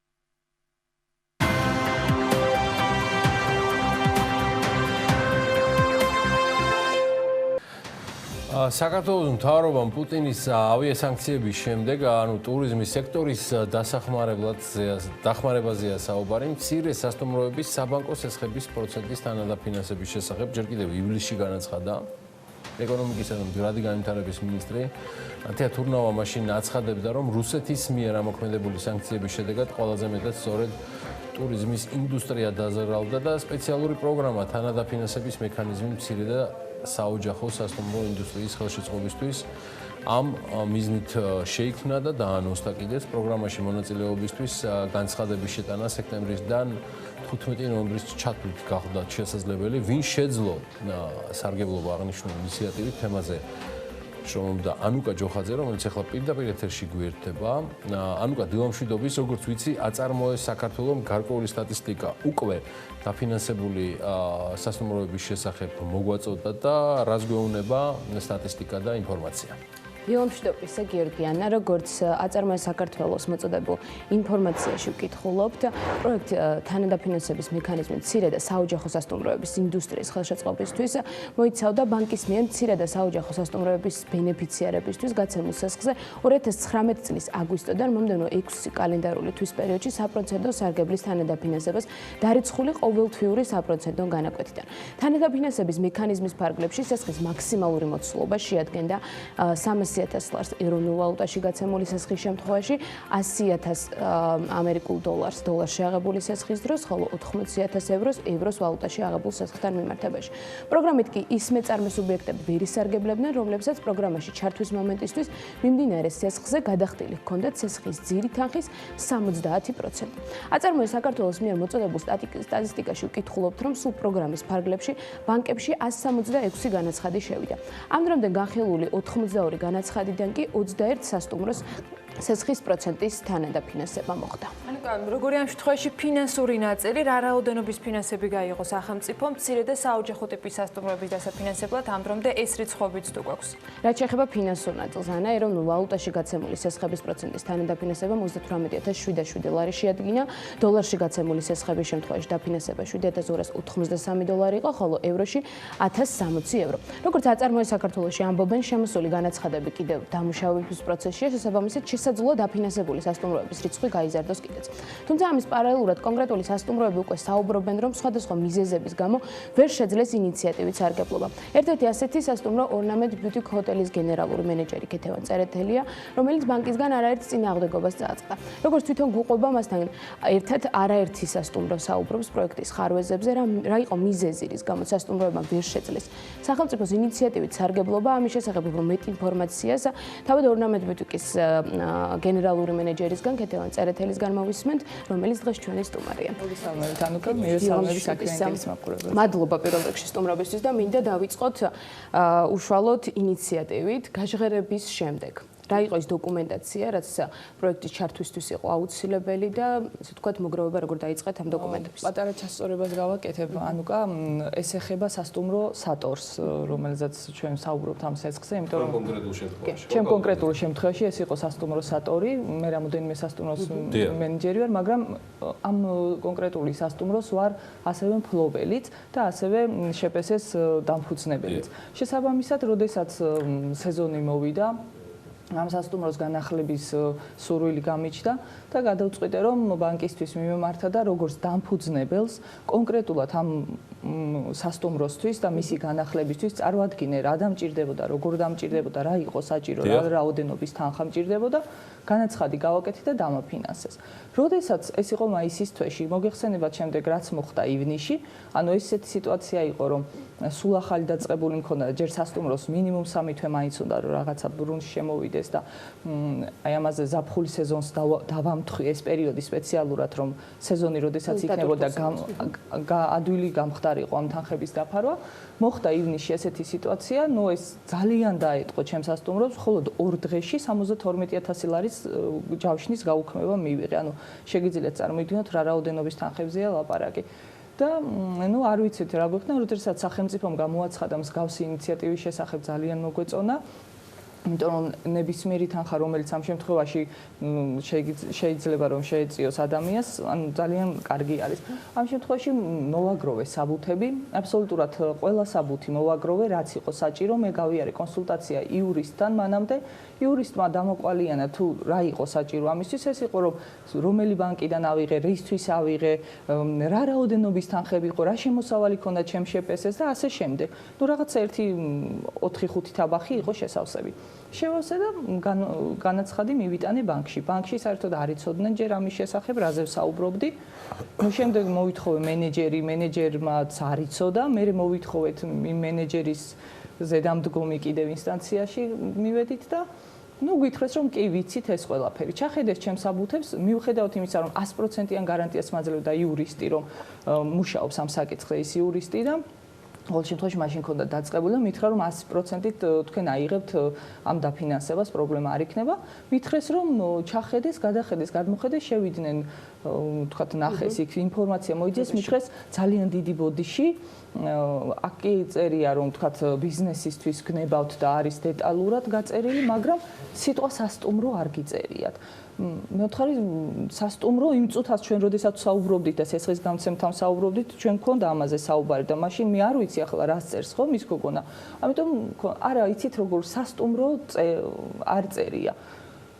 ბანკის ხარვეზე იყო მაინც არა, ნუ არ წერია. კარგით, შემდეგ დავიწყეთ ისე მივყევი საუბარს, რომ მე წარვადგენდი აბსოლუტურად ყველა დოკუმენტაციას იმ გაცემული თანხებიდან, რომელიც ბანკმა მომცა, როგორ გადანაწილდა, როგორ გადაირიცხა სხვადასხვა, თქვათ, სამშენებლო კომპანია თუ რაღაც ორგანიზაციებია თუ რაც შევიძინე, ყველა თანხას წარვადგენდი და მე ამ საუბრის შემდეგ მითხრეს, რომ უი, ბოდიში ეს ჩვენ ცოტა დაგვავიწყდა, იცით როგორ სიტუაცია არის. თქვენ როგორც დამფინანსებელს ვერ მოგცემთ, თქვენ უნდა შეპესეზე გქონდეთ ეს სესხი გაცემული. ეს იმ შემთხვევაში, როდესაც გამოვიდნენ და ეს ინიციატივა დაიდო, იყო ისე, რომ ვისაც აპარტამენტები აქვს, ვისაც პატარა სასტუმროები აქვს, ზოგიერთ ადამიანს საერთოდ არ აქვს შეპესე და როგორც აპარტამენტის ფლობელმა ისი აიღო ეს სესხი, მე მყავს ახლობლები ბათუმში, ქუთაისში მყავს კიდევ, რომლებმაც აიღეს როგორც პიროვნება მასე, როგორც არც იმდე მეწარმე იყო. შეძლეს სარგებლობა შესაბამისად კი, იმიტომ რომ დიახ და ინიციატივა იყო გაჟღერებული ასე რომ მოხდებოდა აბსოლუტურად ყველას დახმარება და განსაკუთრებით ეს აპარტამენტებს და წარმოიდგინეთ თბილისში არის დაახლოებით 5000-ზე მეტი, 6000-ზე მეტი განთავსების ობიექტი. მე ვიცნობ ახლა ძალიან ბევრ განთავსების ობიექტის ფლობელს ვიცნობ, ძალიან ბევრს ბოლო რამდენიმე წელი ამ სფეროში ვარ და შემიძლია აი უპრობლემოდ თქვა რომ დაახლოებით 70% აქვს სესხით გაკეთებული ეს ყველაფერი და ყველას ინიციატივა იყო ჩვენ ხვდებოდით ხოლმე ერთმანეთთან საუბრობდით იყო რომ სხვადასხვა ადგილებში შეხვედრა რომ რა მოხდებოდა როგორ გაგვეკეთებინა მე არ ვიცი არავინ ჩემს გარშემო ვინც ამ სესხით რაც მოიკითხეთ, ხო? არავინ არ ვიცი, კი, არავინ არ ვიცი, ვინც ამით ძირითადი მიზეზი სწორედ ის არის, რომ სესხი არ არის შეპესეზე ჩემ შემთხვევაში მითხრეს, რომ ჯერ არ ეწერა სასტუმრო და შემდეგ მითხრეს, რომ არა, სასტუმროც რომ ეწეროს, პრინციპში ვერ მოგცემთ, იმიტომ რომ ეს არ არის შეპესეზე. იცით როგორი შთაბეჭდილება დამრჩა, ანუ კარო თუ სურვილი აქვს ადამიანს, კი არა, სახელმწიფოს რომ მე გამიწიოს რეალურად დახმარება, აბსოლუტურად ყველა დოკუმენტია იმისთვის რომ გამიწიოს დახმარება და ამ სესხში თანადაფინანსებაში შემოვიდეს, მაგრამ იყო უფრო მიზეზის ძიება, რომ რატომ არ შეიძლება მე მომეცეს ეს სესხი. შეიძლება თუ რომ რაღაც სელექცია მაინც ჭირდებოდა სახელმწიფოს იმისთვის რომ მათ შორის ეს დახმარება გაიცანო. ყველასთვის ვერ გაიცემდა. რა იყო ის შემზღუდველი ობიექტური გარემოებები მაშინ, რითიც სახელმწიფო ამ პირობას თქვა სთავაზობდა კერძო ბიზნესს. რაღაცა კრიტერიუმები უნდა არსებულიყო. ასე ყველასთვის ვერ იქნებოდა ხელმისაწვდომი, იმიტომ რომ სახელმწიფოს არც თანხები ეყოფოდა და არც თქვათ პროგრამა არ იქნებოდა გამართლებული. აი რა იყო ის ობიექტური, რაც თქვენ ჩათვალეთ, რომ ეს საკმარისი იქნებოდა მათ შორის ამ სელექციისათვის. მაგალითად დიდ ნომრიან სასტუმროებს არ აფინანსებდნენ, თავიდანვე ითქვა, რომ 20 ნომერზე ზემოთ თუ იქნებოდა, ჩემი იყო 17 ნომრიანი და ანუ ეტეოდა ამ შემთხვევაში, იყო თანხაზე საუბარი, რომ თუ მაღალი სესხი იქნებოდა და 300.000-მდე ლარი იმის გადაჭარბება იქნებოდა 300.000 არ დაფინანსებდა. ყველა კრიტერიუმს ვაკმაყოფილებდი აბსოლუტურად. 300.000-მდე სესხი იყო, 17 ნომრიანი სასტუმრო იყო და აბსოლუტურად ყველაფერი წარვადგინე, მაგრამ ნახევარსაათიანი საუბრის შემდეგ გამომიშვეს ყველანაირი იმედის გარეშე. კეთი, ზარალიც ახსენე და არც თუ ისე მცირე რიცხვია. 20 ივნისის მოვლენების შემდეგ არაერთი კომუნიკაცია შედგა სახელმწიფოსა და კერძო სექტორს შორის და როგორ ფიქრობ, რამდენად იყო თქვათ ის ნაბიჯები, რაც გადაიდგა ამ მიმართულებით საკმარისი სახელმწიფოს მხრიდან და რამდენად იყავით თქვენ აქტიურად ჩართულები ამ პროცესებში? ანუკა, მე გეტყვით ახლა გულწრფელად არ შემიძლია ვისაუბრო 4 ვარსკვლავიანი და 5 ვარსკვლავიანი სახელების სასტუმროების სახელით, იმიტომ რომ აი ეს ზარალი ნაკლებად შეეხო 4 ვარსკვლავიანი და 5 ვარსკვლავიანი სასტუმროებს, თორე ისინი მაღალ ბიუჯეტიან მომხმარებლებზე არიან გათვლილები და ამ სანქციების შემდეგ ანუ სადღაც 10%-მდე დანაკარგზე იყო საუბარი, მაგრამ ჩვენ შემთხვევაში ეს არის სამვარსკვლავიანი სასტუმროები და შეიძლება ითქვას რომ აპარტამენტებიც ვთქვათ, ამ შემთხვევაში აი ამ სეგმენტს მოუწია ყველაზე მეტად ზარალმა. ზარალი მოვიდა ამ სეგმენტზე. შესაბამისად შემიძლია ვთქვა რომ ივლისის თვეში მე რამოდენიმე სასტუმრო ვიცოდი, რომელიც აბსოლუტურად ცარიელი იყო. ეს არის ის თვე, როდესაც თანხის აკუმულირება უნდა მოხდეს ივლისში, აგვისტოს, სექტემბერში, უნდა მოხდეს თანხის აკუმულირება და თქვათ ზამთარში შემდეგ ხარჯები ამით დაიფაროს. სახელმწიფოსთან იყო ხოლმე აქტიური შეხვედრები, ვერ გამოურიცხავ მას, ტურიზმის ადმინისტრაცია აქტიურად იყო ჩართული, მაგრამ მე მაინც მგონია რომ ეს შედეგები დაიდება შემდეგი წლისთვის, რასაც ტურიზმის ადმინისტრაცია აკეთებს, დიახ, მაგრამ ის მყისიერი რამ, რომელიც იმ წუთას გვჭირდებოდა ჩვენ რომ არ დაკეტილიყო სასტუმროები და დაიხურა სხვათა შორის დაახლოებით 800-მდე სასტუმრო, როგორც მე ვიცი სტატისტიკურად დაიხურა ამ სეზონზე 800-მდე თბილისში განთავსების ობიექტი 800-მდე. აი ამ ივლისის თვეში, იმიტომ რომ ვერ შეძლეს თავის გადაჭემა. თქვენ რა წყაროებით ეკავთ? აი მე გეტყვით როგორ მაქვს, თუნდაც როდესაც booking.com-ზე ჩვენ დარეგისტრირებულები ვართ, ივნისის 20 რიცხვისთვის სანამ ეს სანქციები იქნებოდა, მე ახალ-ახალ სასტუმროებს ვარეგისტრირებ ხოლმე და ახალ-ახალ განთავსების ობიექტებს და თქვათ სტარტაპში ვეხმარები ხოლმე სხვადასხვა სასტუმროებს.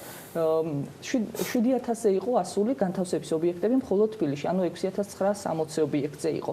და აი ამის შემდგომ ივლისი, აგვისტოს, სექტემბრის თვეში ჩამოვიდა უკვე 5200 განთავსების ობიექტზე. ანუ იმ სეზონზე, როდესაც იმატებს ხოლმე სასტუმროების რიცხვი თბილისში, მინიმუმ 1000 განთავსების ობიექტი ივლისში და აგვისტოში გაჩერდა.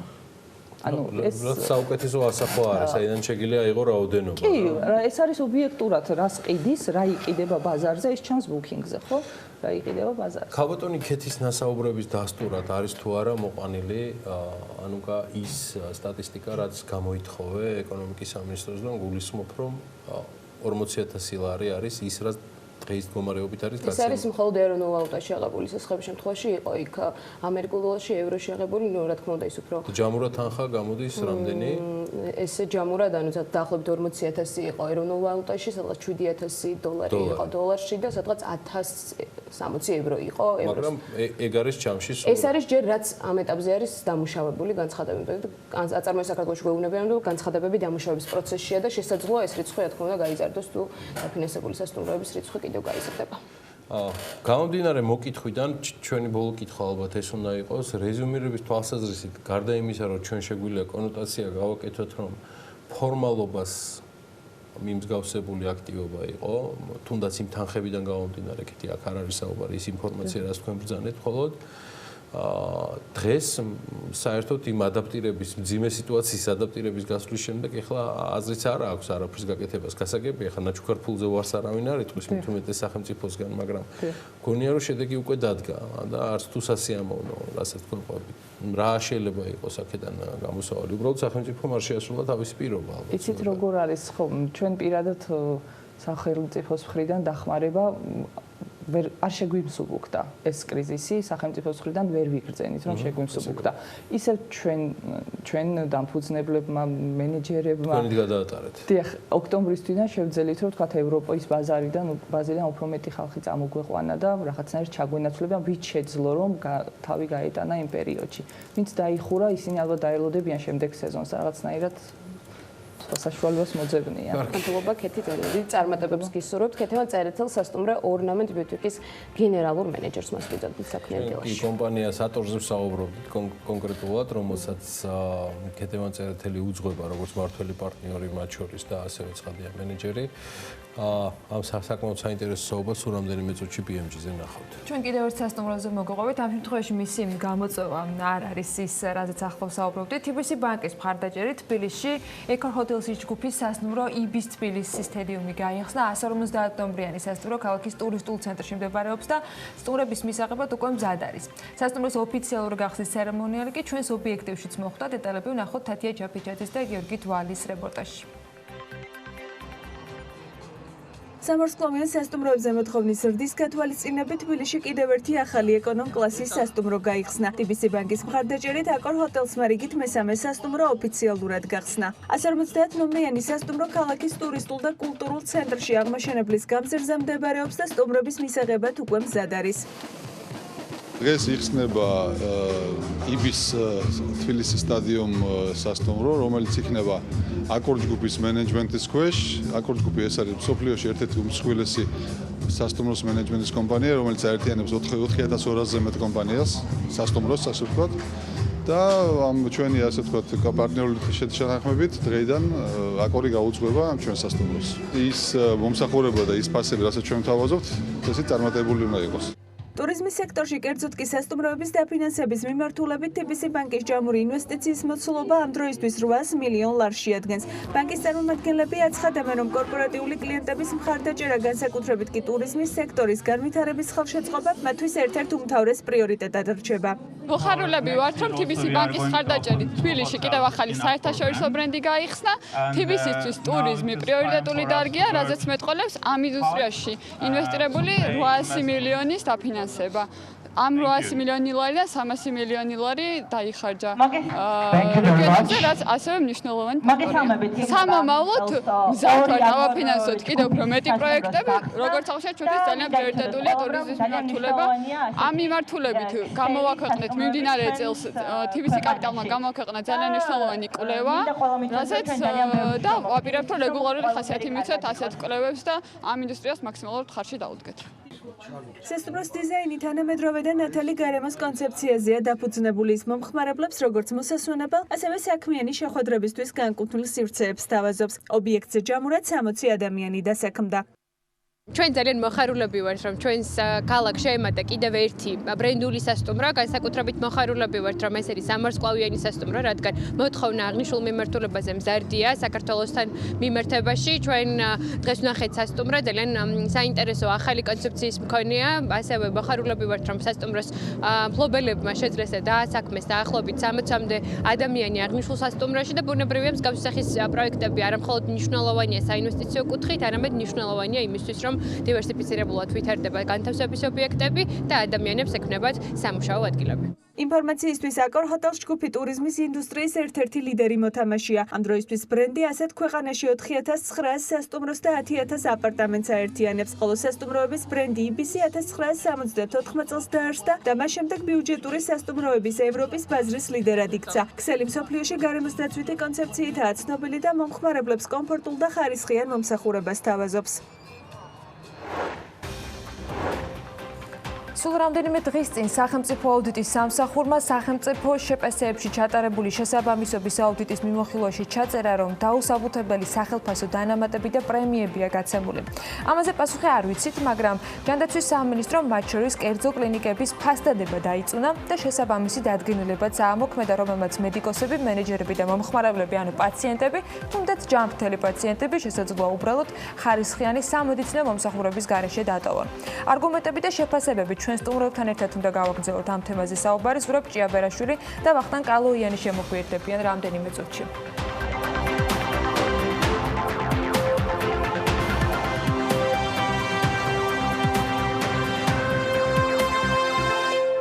სახელმწიფო აუდიტის სამსახურის ინფორმაციით სახელმწიფო სამედიცინო დაწესებულებაში დაუსაბუთებლად გაცემული პრემიებია. აუდიტის სამსახურის მიერ აღნიშნულ სახელმწიფო შუქისეებში ჩატარებულ შესაბამისობის აუდიტშია ამასთან დაკავშირებით ნათქვამი.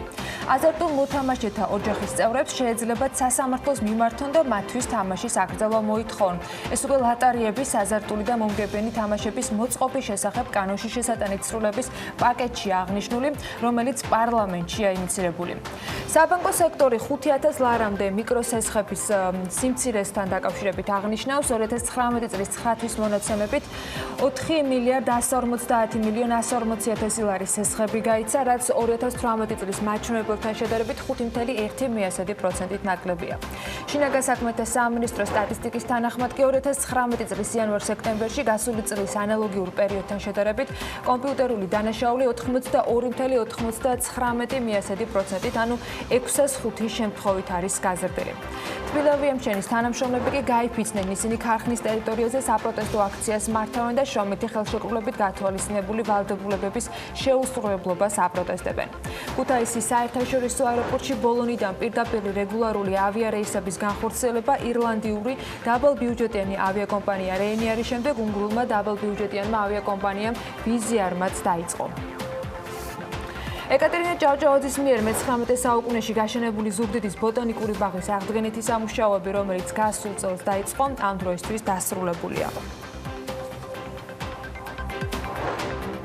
სახელმწიფო აუდიტის სამსახურის მონაცემებით 2018 წელს გორის მუნიციპალიტეტისათვის 10 ერთეული სამორიგეო ავტომანქანის ფლობა იყო რეკომენდირებული, თუმცა ამის მიუხედავად ქალაქის ხელმძღვანელობა 36 მანქანას განკარგავდა. ამასთან დაკავშირებით გორის მუნიციპალიტეტის მერის 2017-2018 წლების შესაბამისობის აუდიტის ანგარიში წაიკითხავთ. აქვე უწყება გორის მუნიციპალიტეტს აძლევს რეკომენდაციას გონივრილობის პრინციპის გათვალისწინებით შეიმუშაოს და შეასრულოს წესი სამსახურებრივი უფლებამოსილების გასახორციელებლად საჭირო ავტოპარკის გადანაწილების, სატრანსპორტო საშუალებების კლასიფიკაციის და შესყიდვის შესახებ.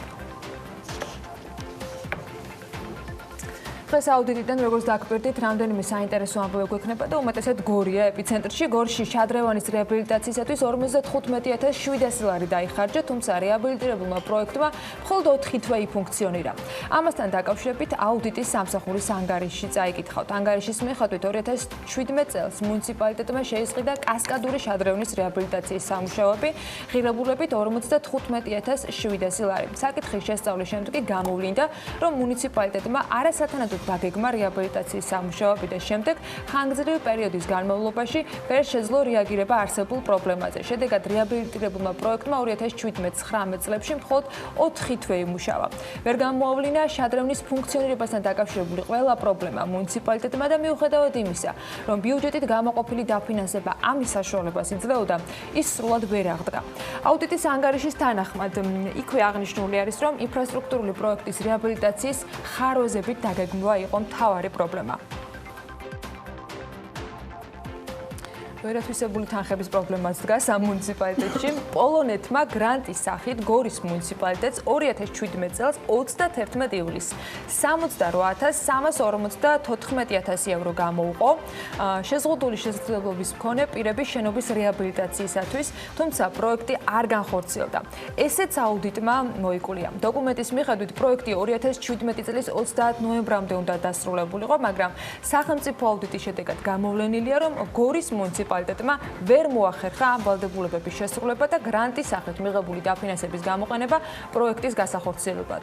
გამოწვეული იყო ეს ძირითადად მუნიციპალიტეტის მიერ დაშვებული სხვადასხვა ხარვეზით. კერძოდ აუდიტის ანგარიშის მიხედვით ირკვევა, რომ საგრანტო შეთანხმების გაფორმების დროს დაირღვა საქართველოს კანონმდებლობით დადგენილი პროცედურები, ვინაიდან მუნიციპალიტეტის გამგებელმა შეთანხმებას ხელი მოაწერა 2017 წლის 31 ივლისს, მიუხედავად იმისა, რომ ამ დროისათვის არ ჰქონდა კანონმდებლობით განსაზღვრული საკრებულოს წინასწარი თანხმობა და მთავრობის ნებართვა ამ გრანტის აღებაზე. ამ პროცედურების განხორციელება კი დაგვიანებით დაიწყო საგრანტო დაფინანსების მუნიციპალიტეტის ანგარიშზე ჩარიცხვის შემდეგ და შესაბამისად ეს თანხაც ვერ არის ათვისებული.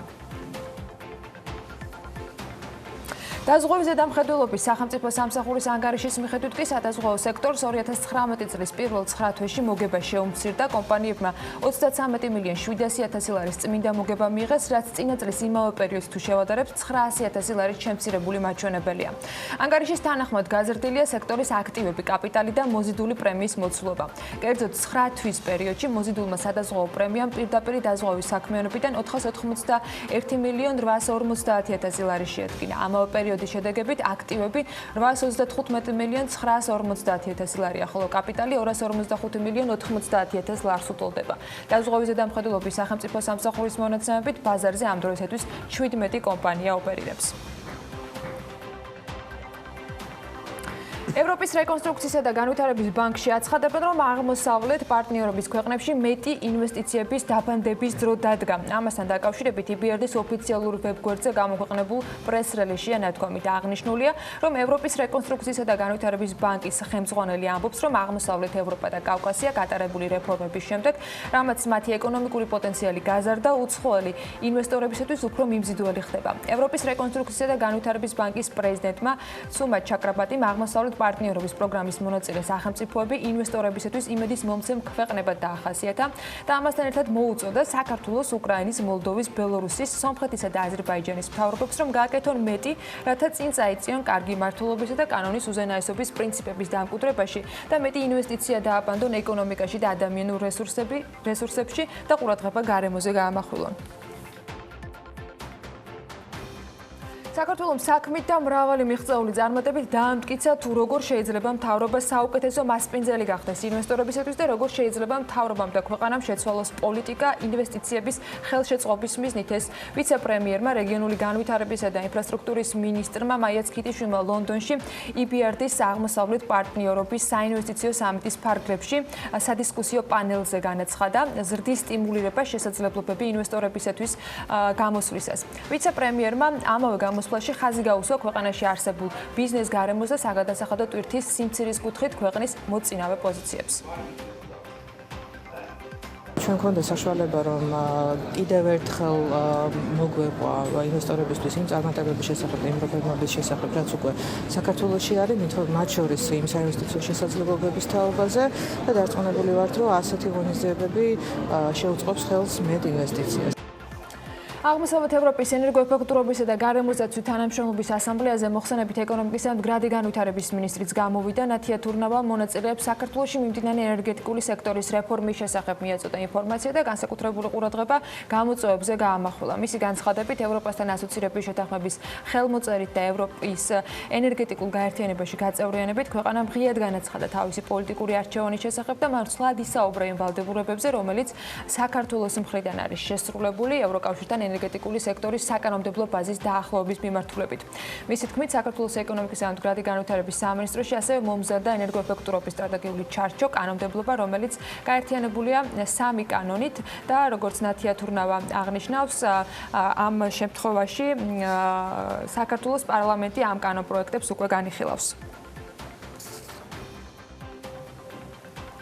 და კიდევ ერთი კვლავ ლონდონიდან ამბები ევროპის რეკონსტრუქცია და განვითარების ბანკის აღმოსავლეთ პარტნიორობის საინვესტიციო სამიტის ფარგლებში ქვეყნის მინისტრი EBRD-ის პრეზიდენტს პირადად შეხვდა გარდა სადისკუსიო პანელზე შეხვედრისა, რის შემდეგაც ეკონომიკის მინისტრმა აღნიშნა, რომ EBRD საქართველოს დიდი ხნის პარტნიორია, რომელსაც ერთ-ერთი ყველაზე მსხვილი პორტფელი აქვს ჩვენს ქვეყანაში, იქიდან გამომდინარე, რომ საქართველო არის ლიდერი რეფორმების მიმართულებით და ის აცხადებს, რომ EBRD სწრაფად და ეფექტურად ახორციელებს ინვესტიციებს საქართველოში და გამოყოფს სესხებს ინფრასტრუქტურის განვითარებისათვის. ლონდონში ვიზიტისას რეგიონული განვითარებისა და ინფრასტრუქტურის მინისტრმა უკრაინის პრემიერთანაც გამართა შეხვედრა. სამინისტროს ინფორმაციით ამ შეხვედრაზე ორმხრივი თანამშრომლობის კიდევ უფრო გააქტიურებას გაისვა ხაზი, მათ შორის ეკონომიკურ, ტრანსპორტისა და ლოგისტიკის სფეროებში. აღინიშნა ორმხრივი ვაჭრობის გაზრდის კუთხით არსებული შესაძლებლობები და ამ მიმართულებით კონკრეტული ნაბიჯების გადადგმის მნიშვნელობა.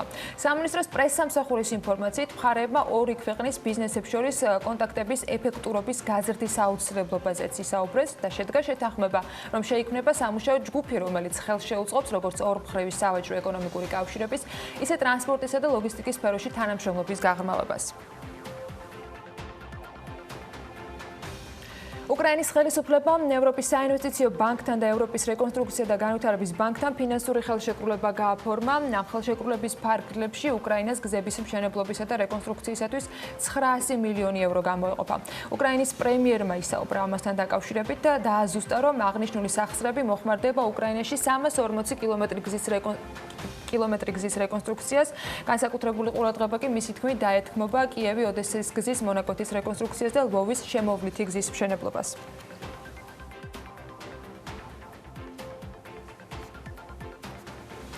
წამყვანი საერთაშორისო ინსტიტუტი ეკონომიკური თანამშრომლობისა და განვითარების ორგანიზაცია OECD მსოფლიოს ეკონომიკური დაღმავლობის შესახებ აფრთხილებს. ორგანიზაციის ახალ ანგარიში ნათქვამია, რომ ეკონომიკური პროგნოზები მნიშვნელოვნად არის გაუარესებული. OECD-ის წინასწარი პროგნოზით ეკონომიკური ზრდა დაახლოებით 3% იქნება, თუმცა რისკები გაიზარდა. ანგარიში წერია, რომ კლიმატის საკითხებზე პოლიტიკის არარსებობა ბიზნესსა და ინვესტიციებს უკან სწევს. დოკუმენტის მიხედვით მთავრობებმა გამოწვევას უფრო მეტი ყურადღება უნდა მიაქციონ.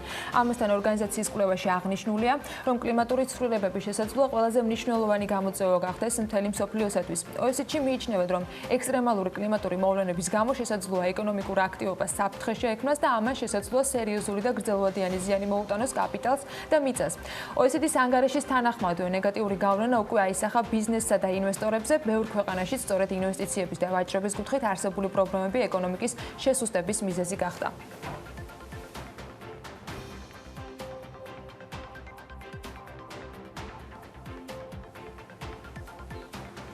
ჯანდაცვის მინისტრი ახლად დანიშნული, რომ ცვლილებებს გვიანოსებდა კითხვები პირველად მაშინ BMG-მ დასვა. ბევრი კვირა და თვე მინისტრისაგან განმარტებებს ვითხოვდით, რა იგულისხმა მან საკანონმდებლო ორგანოში წარდგენისას რამდენიმე წინადადებაში მოქცეულ ცვლილებებში. პასუხი მივიღეთ, რომ იქნებოდა ერთიანი პრეზენტაცია და ყველაფერი ამ პრეზენტაციაზე გაერკვეოდა კიდეც. პრეზენტაცია იყო. კითხვების რაოდენობა კი გაიზარდა და სამწუხაროდ ყველა მათგანზე პასუხი ვერც წარდგენილმა ხელოვნურმა ინტელექტმა მოგვცა. მედიასთან ერთად, როგორც ჩანს, კომუნიკაციის დეფიციტი ჰქონდათ ექიმებს ამ სფეროს წარმომადგენლებსაც და დეპუტატებსაც, რომლებთან სასაუბროთაც მინისტრი არც გასულ ორშაბათს მისულა ჯანდაცვის კომიტეტზე 520 დადგენილების განხილვისათვის. ამ კომიტეტზე არც დეპუტატების აქტიურობა იყო დიდად თვალშისაცემი. მინისტრის მოადგილემ პარლამენტი ისე დატოვა, რომ არაფერი შეიცვლებაო თქვა ამ გადაწყვეტილებაში და ასეც მოხდა. დადგენილება ამოქმედდა და როგორც ჩანს, ეს საკითხი პრობლემურია არა მხოლოდ კარდიოლოგებისათვის, არამედ ყველა სფეროს მედიკოსებისათვის. რა პრობლემებს ხედავენ 520 დადგენილებაში და ჯანდაცვის სამართლოს განახლებულ ხედვებში? ჩვენი რესპონდენტები ისაუბრებენ ამ თემაზე. ზურაბ ჭიაბერაშვილი, ევროპული საქართველოსთან პარლამენტარი და ვახტანგ კალოიანი, ანესთეზიოლოგიისა და კრიტიკული მედიცინის ასოციაციის დამფუძნებელი შემოგვიერთნენ საქმიანი დილის ეთერში. მოგესალმებით, მადლობა რომ ხართ. ასოციაციის ხელმძღვანელობის გარდა ბატონი ვახტანგი პროფესიონალი ექიმია, თავადაც ანესთეზიოლოგია და მადლობა მობრძანებისთვის. ზურაბ, მადლობა რომ ყოველთვის პირველივე დაძახილზე ჩვენთან ერთად ხართ. პირველი ინტრო შესავალი თქოსაი ყველა დაბუდებულმა პრობლემამ ერთად იჩინა თავი ამ 520 დადგენილებით. მე სისტემურ პრობლემებზე ნაკლებად მსურს საუბარი, თუმცა მინდა დავიწყო მაინც კომუნიკაციის ნაწილით და იგივე კითხვა მაქვს როგორც ინდუსტრიის წარმომადგენელთან, ასევე პოლიტიკოსთან. მინისტრი გვიდასტურებს დისტანციურ ურთიერთობაში, რომ ჩვენ გქონდა ურთიერთობა კლინიკების ფინანსისტებთან, მენეჯერებთან და ექიმებს ჰქონდათ საშუალება სხვადასხვა საბჭოების საშუალებით ბატონო ვახტანგ, რომ გაეგოთ ეს ცვლილებები. ამ დროს ინდუსტრია უმთავრესზე მიუთითებს, რომ გადავადებას ითხოვდნენ ზუსტად იმის გამო, რომ მოგვეცით დრო კიდევ გავერკვეთ არსებულ სიტუაციაში და არა კომუნიკაციობას კი არა საერთოდ კომუნიკაციის არარსებობაზე მიგვითითებენ. რა ინფორმაცია გაქვთ? იყო თუ არა წინასწარ რაიმე ტიპის კონსულტაციები ბატონ ვახტანგ თქვენგან დავიწყებ და საქმის კურსში იყო თუ არა ინდუსტრია? ჩვენი ეჭვები გქონდა ქალბატონი ეკა წარდგენისას პარლამენტში, თუმცა მე თქვენი აზრი მაინტერესებს. მოგესალმებით. დილამშვიდობის, დიდი მადლობა შესაძლებლობისთვის ვიყო თქვენ სტუდიაში. პირველ რიგში მინდა შევახსენო ჩვენ საზოგადოებას ჩვენი კოლეგა ბატონი ვაჟა გაფრინდაშვილი, რომელიც დღესაც არის ღვევაში ცხინვალის ციხეში. მე ეს შემთხვევა არის ჩვენი სამეცნიერო საზოგადოების ძალიან დიდი ტკივილი. და მინდა მას მხარდაჭერა გამოუცხადო აქეთ. რაც შეეხება იმ პრობლემებს, რომელიც წარმოშვა 520 დადგენილებამ, მისი მიღების პროცესმა და რა შედეგებს ველოდებით მისგან. გარკვეული კომუნიკაცია ინდუსტრიასთან იყო, თუმცა ეს არ იყო სამუშაო ფორმატში, რამოდენიმე პროფესიულმა ასოციაციამ მივმართეთ დიდი ხნის წინ სამწუხაროდ სამინისტროს და მას არ მოყვა შედეგად კომუნიკაცია სამუშაო ფორმალის თვალსაჩინო. იყო რამდენიმე პრეზენტაცია, სადაც მოგხსენებათ ამისი საგნობრივი და საქმიანი განხილვა ვერ მოხდებოდა. პირველი ფორმატი, სადაც შედგა მსგავსი განხილვა, იყო ჯანდაცვის კომიტეტის ხდომაზე. სამწუხაროდ პროფესიული ასოციაციები არ იყვნენ ჩართული გადაწყვეტილების მიღების პროცესში და ერთგვარი დამოკიდებულებაც გამომჟღავნდა სამინისტროს მხრიდან იმ წერილში, სადაც ისინი მიუთითებენ პროფესიული ასოციაციების ჩართვის არააუცილებლობას მსგავს პროცესში. სამწუხაროდ სოფლიო გამოცდილება, რომელსაც ჩვენ ამ ეტაპზე არ დავეყრდენით, საწინააღმდეგოს მიუთითებს. პროფესიული ასოციაციების ჩართულობა აუცილებელია და პირველ რიგში აუცილებელია პაციენტის უსაფრთხოების კუთხის თვალსაზრისით. გადამხდელი და ჩვენ გვაქვს ერთი გადამხდელის პრინციპზე დაფუძნებული სამედიცინო სისტემა, ყოველთვის მოწადინებულია, რომ დახარჯოს ნაკლები. ყოველთვის მოწადინებულია, რომ გადაიხადოს ნაკლები. და ერთადერთი რეალურად ამისი საპირწონე წონასწორობის დასაცავად არის პროფესიული ასოციაციები და პროფესიული ასოციაციების მიერ შეთავაზებული კლინიკური გაიდლაინები და პროტოკოლები. ეს სასიცოცხლოდ მნიშვნელოვანი არის იმ სისტემაში, რომელიც ჩვენ გვაქვს. ერთი გადამხდელის და კერძო მოგებაზე ორიენტირებული საავადმყოფოების ოპერების პირობებში. რეალურად ერთგვარი ადვოკატი და პროფესიული უსაფრთხოების ხვედი, ესე ვთქვათ, არის პროფესიული ასოციაცია. სამწუხაროდ მსგავსი განხილვები არ მომხდარა. აქვე მინდა აღნიშნო 2017 წელს მსოფლიო ჯანდაცვის ორგანიზაციის მიერ იქნა ჩატარებული საკმაოდ საინტერესო აუდიტი და საკმაოდ საინტერესო შესწავლა ჩვენი სოციალური დაზღვევის ფონდის, სადაც პროფესიული ასოციაციების ჩართულობის აუცილებლობაზე საკმაოდ დიდი აქცენტი არის გაკეთებული. და ის მოხსენიებული არის როგორც პაციენტის უსაფრთხოების ერთ-ერთი მნიშვნელოვანი გარანტორი ამ სისტემაში. სოფლიო ჯანდაცვის ორგანიზაციამ მაგ კონკრეტული კვლევის შემთხვევაში ჩვენ დაგვიწუნა ხარისხი პროფესიული გაერთიანების ჩართულობისა თუ საერთოდ არ იყვნენ ამ სოციალური დაზღვევის ფონდში ჩართულები? იქ არის მითითებული რეკომენდაცია, რომ კლინიკური გაიდლაინები იყოს შექმნილი, რათა მოხდეს გადაზღვევა ფონდის მიერ შემცირებული ხარჯვისა. რეალურად ჩვენ ამ პრობლემასთან გვაქვს საქმე. გვინდა სწორად გავიგოთ, ფასების რეგულირება სამწუხაროდ საყოველთაო ჯანდაცვის პირობებში გარდაუვალი საკითხია და ეს არა მარტო ჩვენთან. ყველგან სადაც არის ერთი გადამხდელის პრინციპი, ყველგან აუცილებელი არის ფასების რეგულირება. თუმცა ჩვენ აქ სახელმწიფო გვყავს არა როგორც რეგულატორი, არამედ როგორც შემსყიდველი ამ მომსახურების. შესაბამისად, ყოველთვის შემსყიდველი დაინტერესებულია, რომ გადაიხადოს ნაკლები. და მას რეგულატორიც სამწუხაროდ და ის ნაკლებად თამაშობს რეგულატორის როლს. კომიკური ვითარება გვაქვს. დღეს თქვენ ვერ ნახავთ ოფიციალურ დოკუმენტს, სადაც განსაზღვრულია კარდიოქირურგიის და კარდიოქირურგის მოვალეობები. ვინ არის კარდიოქირურგი საქართველოში დღეს ჩვენ არ ვიცით. რა მოვალეობები აქვს მას დღეს ჩვენ არ ვიცით. ამისი დოკუმენტი არ არსებობს. და ამ ფონზე ჩვენ სურს რომ დავითვალოთ ფასები. იმ პროცესის, რომელიც განმარტებული არ აქვს.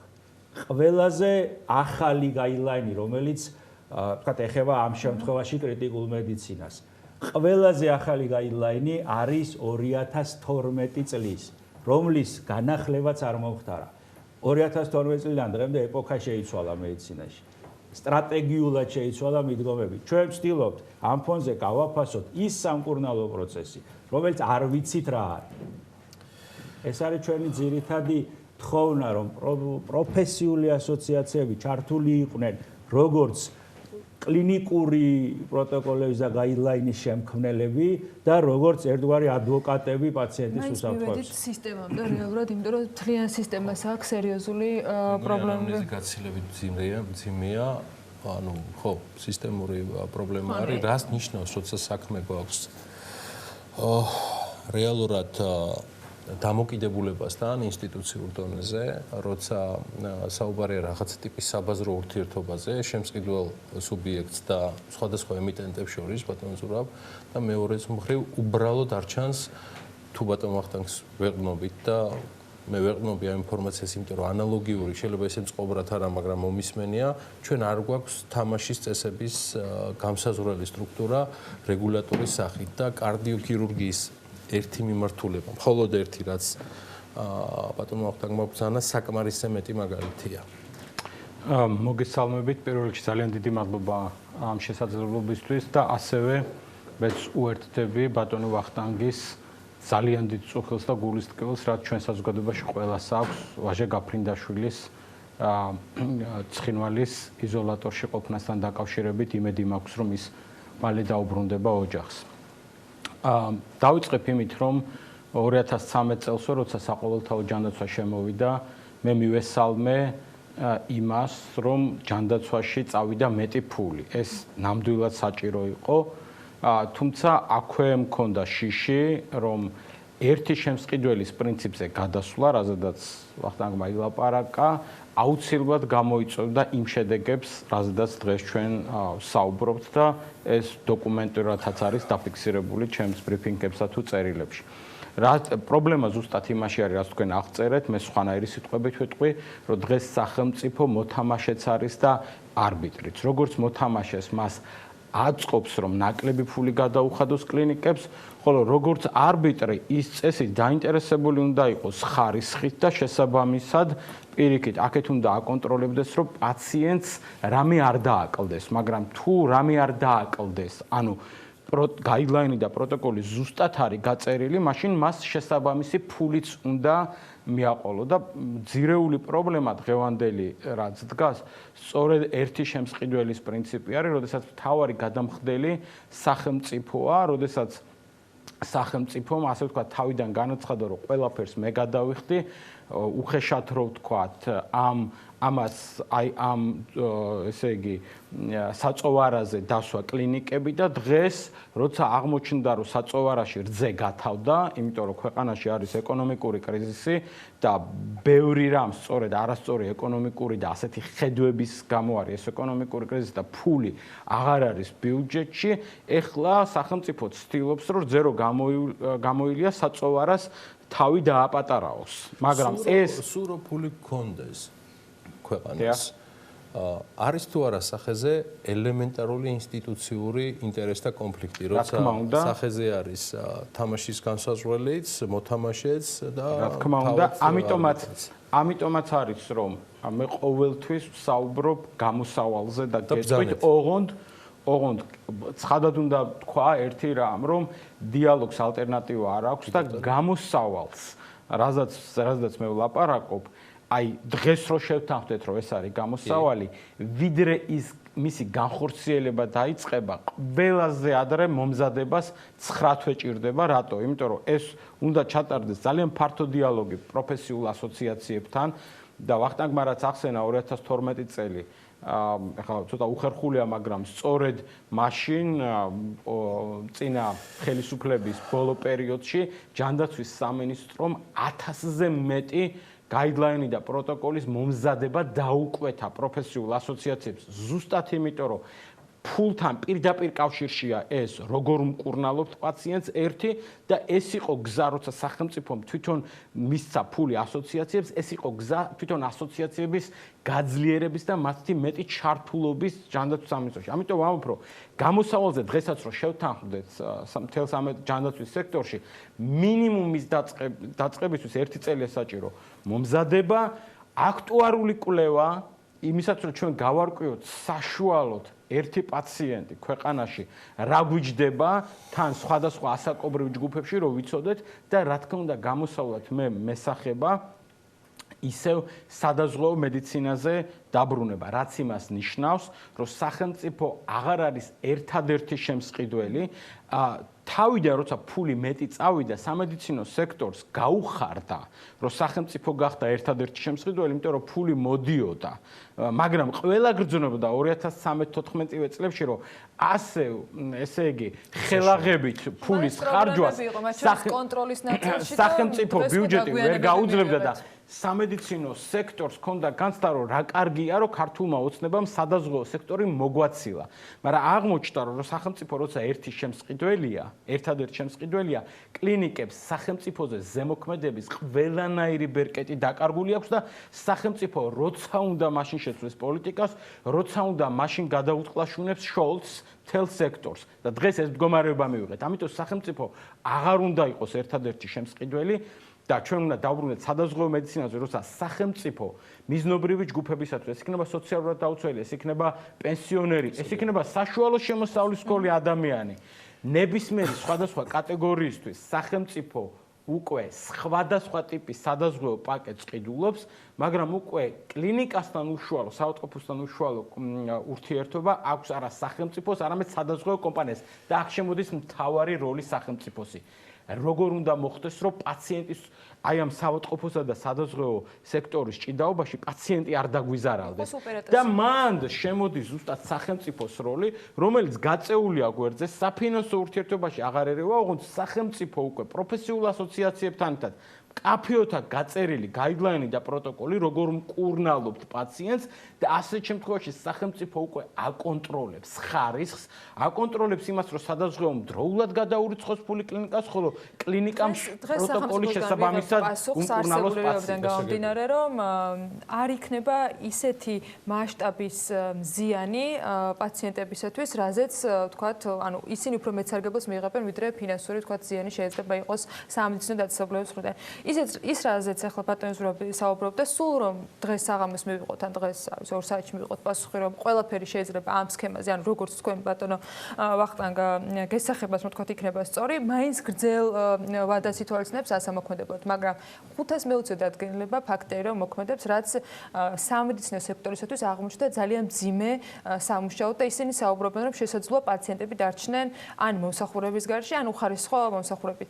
თქვენი შეფასებით ამ შემთხვევაში უკვე როგორც ექიმის მოქმედი წარმომადგენლის ეგრემენტი რამდენად მძიმე შეიძლება აღმოჩნდეს თუნდაც რამდენიმე თვის განმავლობაში ამ რეალობაში სამედიცინო სექტორის მუშაობა. პრობლემაც ეგ არის, რომ ჩვენ არ ვიცით რა ფინანსური რისკები ელოდება კლინიკას. ჩვენ ვიცით აპრიორ ციფრი, რომ 20% ზოგ შემთხვევაში 25% არის შემცირებული გარკვეული ნოზოლოგიების და გარკვეული დიაგნოზების დაფინანსება. სამწუხაროდ არანაირი გათვლა, არანაირი რეკომენდაცია, არანაირი ორგანიზებული თამაში, მოდელირება ამისი არ მომხდარა და რეალურად კლინიკები არიან დარჩენილი ერთ-ერთზე 520 დადგენილებასთან. არ არსებობს არანაირი რეკომენდაცია. პაციენტები არიან დარჩენილები. სამწუხაროდ პაციენტები არიან დარჩენილი. შეიძლება ეს ფანტასტიკური დადგენილებაა, რომელსაც ძალიან კარგი და დადებითი შედეგი ექნება პაციენტის კურნალობას, მაგრამ ეს ცნობილი არ არის. ეს დათვლილი არ არის, ეს განსჯილი არ არის, განხილული არ არის. და მეორე საკითხი, რაც თვითონ სამედიცინო ბიზნესისთვის ძალიან მტკივნეული უნდა იყოს, ბოლო რამდენიმე წლის განმავლობაში ჩვენ არაერთხელ შევცვალეთ თამაშის წესები. და ამ თამაშის წესების შეცვლა ყოველთვის მიდის დასჯის შემცირების მიმართულებით. შესაბამისად, ბიზნესს არ შეუძლია დაგეგმოს თუნდაც საშუალოვადიან პერსპექტივაში მისი განვითარება. შეგახსენებთ, ერთი ექიმის მომზადებას, რომელიც იწყებს სამედიცინო პრაქტიკას, ჭირდება დაახლოებით 12 წელი. კი ბატონო, ბატონ ზურაბ, გავიგე კონსულტაციები, გავიგე პერიოდები რეზუმირებისთვის უკვე უნდა დავასრულოთ. გავიგე ისიც, რომ თვალსწრაფი გამოსავალი აქ არ არსებობს. სად არის მაშინ საერთო ჯამში გამოსავალი, იმიტომ რომ პაციენტი ზარალდება გზად ამ პირველ პირველი არანაირი გადავადება 520 დადგენილებას თუნდაც 6 თვით არ უშველის და აქ ბატონი ვახტანგისგან განსხვავებით მე უფრო რადიკალური ვიქნები. ამ დადგენილების ეს დადგენილება ძალიან დიდ ზიანს მოიტანს პირველ რიგში პაციენტებისათვის. ამიტომ აქ გადავადება არ უშველის და ჩვენ მივიღებთ ზიანს. აბსოლუტურად ამაში სწორად ითქვა ბატონი ვახტანგის მიერ, რომ საყოველთაო ჯანდაცვის პროგრამის შემოღების მომენტიდან 2015 წელსვე შევიდა მასში ცვლილებები, რომელიც ეხებოდა განფასებას იგივე რეანიმაციის და მაშინვე სახელმწიფომ დაიწყო ნელ-ნელა ფულის ქისაზე ხელის მოჭერა. შემდეგ იყო 2017 წლის აპრილის ცვლილებები, როცა მიზნობრივი ჯგუფები განისაზღვრა, რასაც მე 2013 წლიდან ვლაპარაკობდი, რომ ეს აუცილებლად გასაკეთებელი იყო, მაგრამ დარჩა ყველაზე პრინციპული სადაზღვევო მედიცინაზე გადასვლა და მთავარი. დღეს არავითარ შემთხვევაში სისტემას არ უშველის დაზოგვა ამ მეთოდით. მხოლოდ პაციენტები დაზარალდებიან. დაზოგვა თუ გვინდა, ეს შეიძლება მოხდეს გრძელვადიანად და აქ ქართულმა ოცნებამ დაკარგა უკვე 8 წელიწადი, რომ ჩვენ ნელ-ნელა ფული კი არ შეუმციროთ ჰოსპიტალურ სექტორს, არამედ დავიწყოთ პირველადი ჯანდაცვის ისე აწყობა და პრევენციის ისე განვითარება, რომელიც გრძელვადიანად შეაკავებს ხარჯებს ჰოსპიტალურ სექტორში და პაციენტისთვისაც და მისი ჯანმრთელობისთვისაც ეს იქნება უკეთესი, ხოლო საბოლოო ჯამში არ დაზარალდება ჰოსპიტალურ სექტორში მოხვედრილი პაციენტი და რიცხვები რომ საზოგადოებამ კარგად იცოდეს, წელს ბიუჯეტში დეფიციტი პროგრამაში 75 მილიონია, აი ასეთი ხარჯვით, ხოლო მთლიანად კლინიკებისადმი დავალიანება 350 მილიონი, რაც პირველ რიგში ისევ პაციენტის ჯიბეს აწვება და არ უნდა გვეგონოს, რომ საყოველთაო ჯანდაცვის პროგრამიდან ყველაფერი უფინანსდება პაციენტს. ამიტომ მაგრამ ეს როცა ამ რიცხვებს ვლაპარაკობ, არ ნიშნავს დღეს დავზოგოთ ჰოსპიტალური სექტორის ხარჯზე. და ბოლოს პოლიტიკურად, რა თქმა უნდა, საზოგადოება ჩაქვს, რომ მიკერძოებული ვარ, მაგრამ ეს ნამდვილად ასეა, სამედიცინო სექტორმა იმედია ეხლა მაინც გაიგო, რომ ესე უსასრულოდ ვერ გაგრძელდება და ვერ გაგრძელდება ამ თავრობის პირობებში. იმიტომ რომ იმას, რადგან მე ვლაპარაკობ, პრინციპულ ცვლილებას სამწუხაროდ სამედიცინო სექტორისთვის, რომელსაც ბევრი იმედები ჰქონდა ქართული ოცნების, კარგად უნდა გვესმოდეს, რომ მხოლოდ მთავრობის ცვლილება მოიტანს იმ ცვლილებას, რადგან მე ვლაპარაკობ. ჩვენ ინდუსტრიის მიმართ გავაგრძელებთ ერთგულებას, მადლობა ბატონებო. ინდუსტრიის მიმართ, რომელიც დღეს გაუგებრობაშია, სიტყვით და საქმის დონეზე. მადლობა, რომ შედარებით გავერკვიეთ.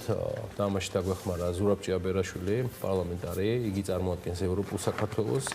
და მადლობა ვახტანგ კალოიანს, ანესთეზიოლოგიისა და კრიტიკული მედიცინის ასოციაციის დამფუძნებელს მობრძანებისთვის ეს თემა ხვალაც გაგრძელდება და თითქმის ყოველ დღე. რამდენიმე წუთში კი იაპონიის მთავრობის მიერ გამოყოფილი დაფინანსების ფარგლებში ანაკლის ტექნიკურ-ეკონომიკური დასაბუთების კვლევის გაგრძელებაზე მოგიყვებით. კონსორციუმი იაპონიიდან დელეგაციას მასპინძლობს, ვიდრე შავი ზღვის სანაპიროს პოტენციალს ადგილზე შეაფასებენ სტუმრები. საქმიანი დილის სტუდიაში ქეთი ბოჭორიშვილთან ერთად მოვიკითხავთ მათ გეგმებს და ინტერესებს საერთაშორისო მასშტაბის პროექტის უმნიშვნელოვანეს ქალაქის მშენებლობასთან დაკავშირებულ მიზნებზე.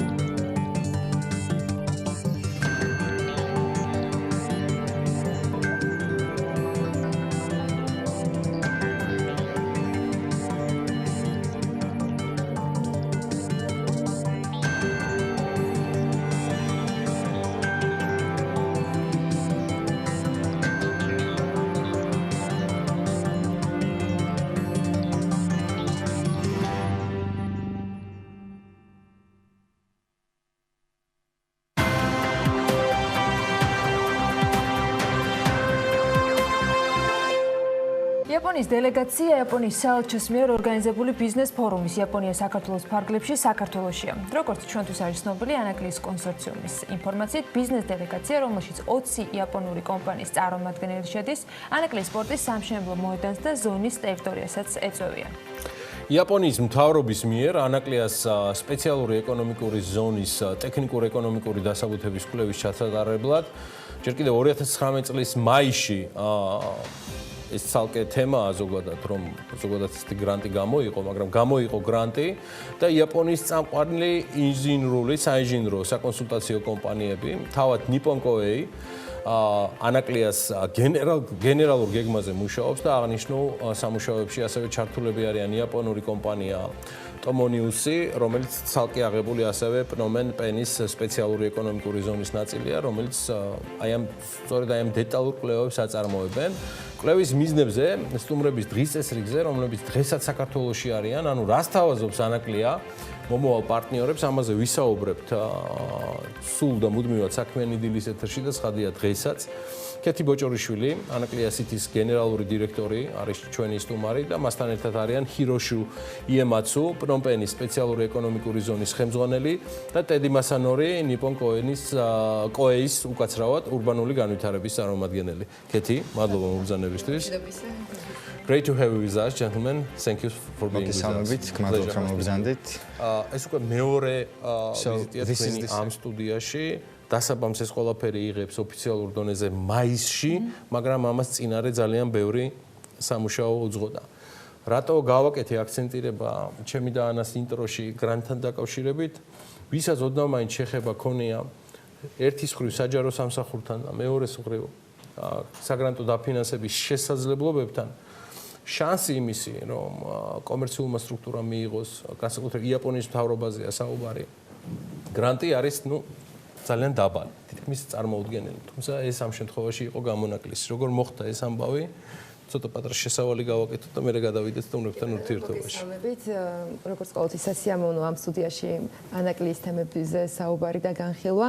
მინდა აღვნიშნო, რომ რა თქმა უნდა პირველ რიგში ის რომ ანაკლიის სპეციალურ ეკონომიკურმა ზონამ მიიღო გრანტი ნიშნავს, რომ სწორედ ეს პროექტი და კონკრეტულად ღრმასლოვანი პორტი და სპეციალური ეკონომიკური ზონა არის ძალიან მნიშვნელოვანი პროექტი და თვითონ იაპონიის მთავრობამაც დაინახა, რომ ეს არის ის ერთი შესაძლო პროექტი, სადაც შეუძლიათ იაპონურმა კომპანიებმა მონაწილეობა მიიღონ, ჩაერთონ როგორც პარტნიორებად, როგორც ტენანტებად და სხვა ფორმის თანამშრომლობა გამოიძებნოს და სწორედ ამიტომ ამისთვის რომ ბიძგი მიეცათ, გადაწყვიტეს რომ ჩვენთვის გამოეყოთ გრანტი, ჩართული იყო თავიდანვე იაპონური კომპანიები და მათზე მოგვიანებითაც ვისაუბრებთ, რადგან ეს სწორედ უკვე იმისი პლატფორმა და გარანტია იქნება, რომ ეს ზონა იმ სტანდარტების მიხედვით მომზადდება, რომელიც საერთაშორისო კომპანიებს და კონკრეტულად იაპონურ კომპანიებს დააკმაყოფილებს და შესაბამისად მოსინჯონ ფეხი თუ როგორ შეიძლება საქართველოში დამკვიდრება მათი. რა თქმა უნდა, ყოველთვის იცვლება ბიზნეს ტრენდები და სწორედ ამ ჭრილში მათთვის მნიშვნელოვანია დაინახონ საქართველო არის თუ არა ის ქვეყანა, სადაც იაპონურ კომპანიებს შეუძლიათ თავიანთი ლოჯისტიკური ჰაბის განვითარება თუ წარმოების შესაძლებლობა. სწორედ აი ამ ყველაფერს მოიცავს ეს გრანტი და მინდა აღვნიშნო, რომ რაც უკვე ეკონომიკის სამინისტროზე, იაპონიის ეკონომიკის სამინისტროს გვერდზე გამოქვეყნდა, რომ ანაკლია არის ამ გრანტის მიმღები, მას შემდეგ საკმაოდ გაიზარდა იაპონური კომპანიების დაინტერესება და ჩვენ არაერთ კომპანიასთან გვაქვს ურთიერთობა და თანამშრომლობა, რომ განიხილონ მათ ანაკლია როგორც თავიანთი წარმოების ადგილ ლოკაციად. აქ ცალსახად ბიძგის მიღწევა მიიღო მათ შორის მთავრობის მხრიდან სწორედ ეს ნაბიჯი, რომ ისინი გამოთქვამენ სურვილს და შესაბამისად კერძო სექტორისათვის იაპონიაში და იაპონური კომპანიებისათვის არის ცალსახად ძალიან დიდი პლუსი და მნიშვნელოვანი, თქვათ, ბიძგი, რომ დაინტერესდნენ საქართველოს. ამ კომუნიკაციის ფარგლებში რაც შეიძლება ითქვას, რომ ამ ნახევარწლის განმავლობაში როცა პირველად სტუმრები იყვნენ საქართველოში და ჩამოვიდნენ, რა მიმართულებით არსებობს მათი ინტერესი, მithmetes როცა ქალაქზე საუბრობთ, რომ უნდა იყოს მართქალაქი, რომელიც იქნება სრულიად განსხვავებული დღეს არსებული რეალობებიდან მთელი მსოფლიოს მასშტაბით, მათი ინტერესი რა მიმართულებით არის? მინდა აღვნიშნო, რომ შესაძლებლობები ამოუწურავი არის, იქიდან გამომდინარე, რომ აქ ჩვენ პირველ ფაზაზე თუ ზონაზე ვსაუბრობთ და მე უკვე გრძელვადიან პერსპექტივაში გვინდა თვითონ ქალაქი, მაგრამ ძალიან კონკრეტულ პირველი ეტაპისთვის, ესე რომ ვთქვათ, ჩამოვყალიბდებით პირველ რიგში ჩვენ გვყავს იაპონელი პარტნიორი და უიამაცოს წარმოადგენს ერთ-ერთი წამყვანი სპეციალური ინდუსტრიული ზონის აღმასრულებელ დირექტორს, სადაც მათ ასევე ინვესტიციები აქვთ გაკეთებული იაპონური კომპანიის მხრიდან. შესაბამისად ჩვენთვის მნიშვნელოვანი იყო მსგავსი ოპერატორის დაპარტნიორება, რადგან ეს უკვე წინაპირობაა იმისა, რომ ჩვენ ისეთი გამართული ეფექტიანი ოპერაციები გვექნება, რომ უფრო მეტ საერთაშორისო კომპანიას მოვიზიდავთ და მათ შორის იაპონურ კომპანიებს.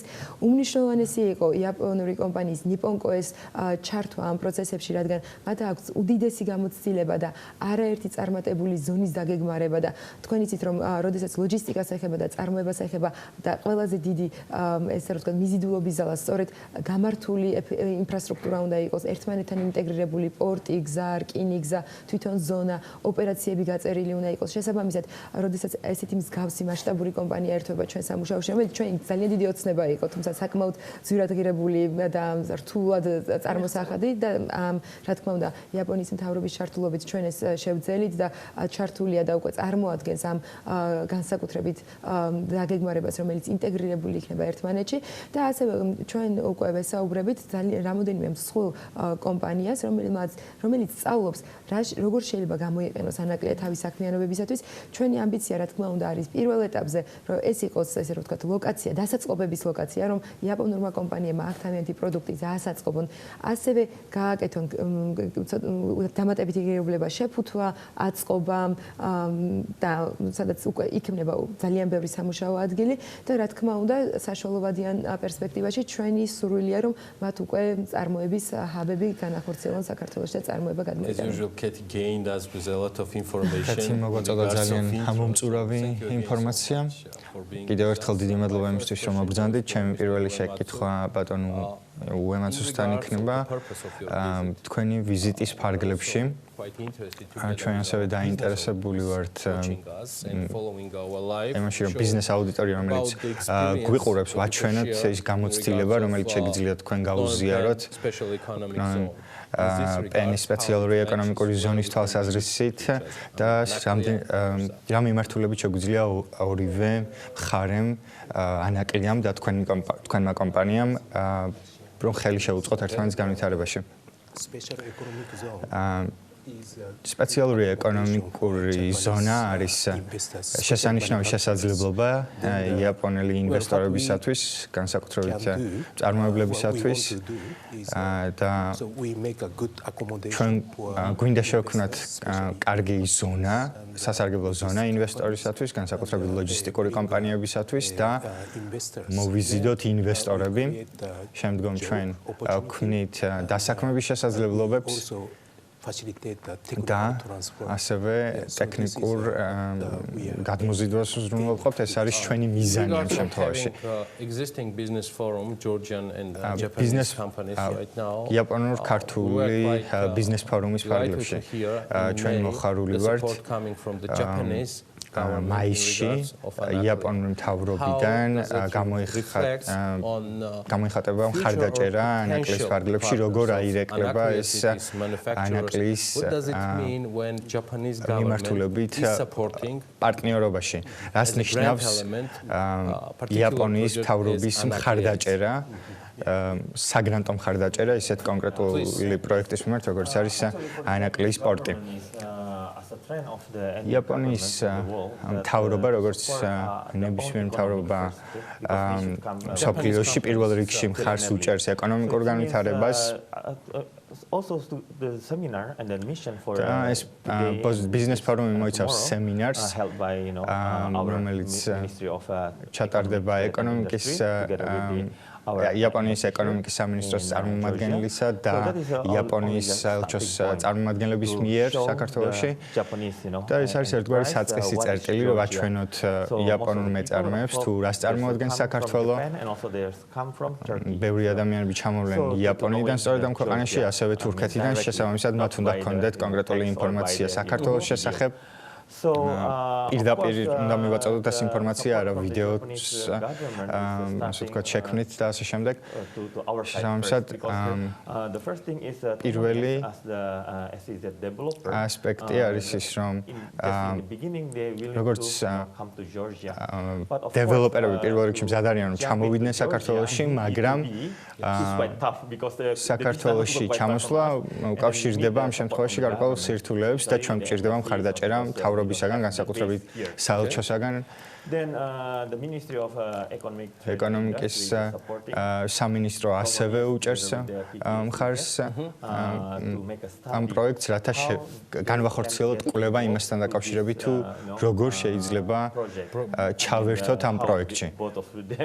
can make a collaboration. როგორ არის შესაძლებელი თანამშრომლობა ანაკლიის პროექტის ფარგლებში შესაბამისად ეს არის ერთგვარი საწყისი წერტილი, რა თქმა უნდა თუ ისინი გადაწყვეტენ რომ ჩამოვიდნენ მაშინ იაპონიის მთავრობას აქვს სხვა პროექტიც ანუ აზიის შემთხვევაში როგორც გავაკეთეთ ეს არის საგრანტო კვლევა რომელიც არის მეორე ეტაპი for the Japanese government support we have the grant for the study the grant for the physical things ფიზიკური ოპერაციებისათვის გამოყოფილი გრანტი და ასევე სესხი.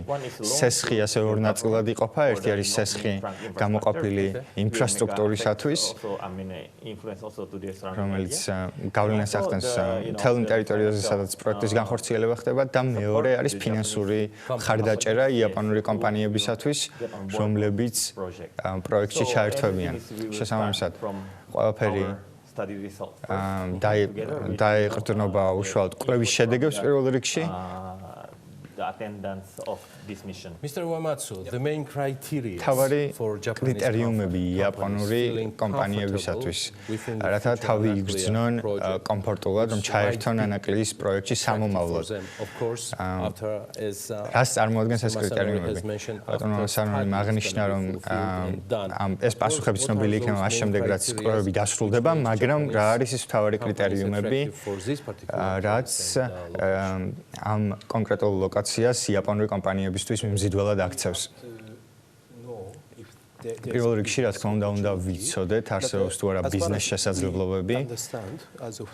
რამდენადაც ჩვენ გვესმის დღევანდელი გადმოსახედიდან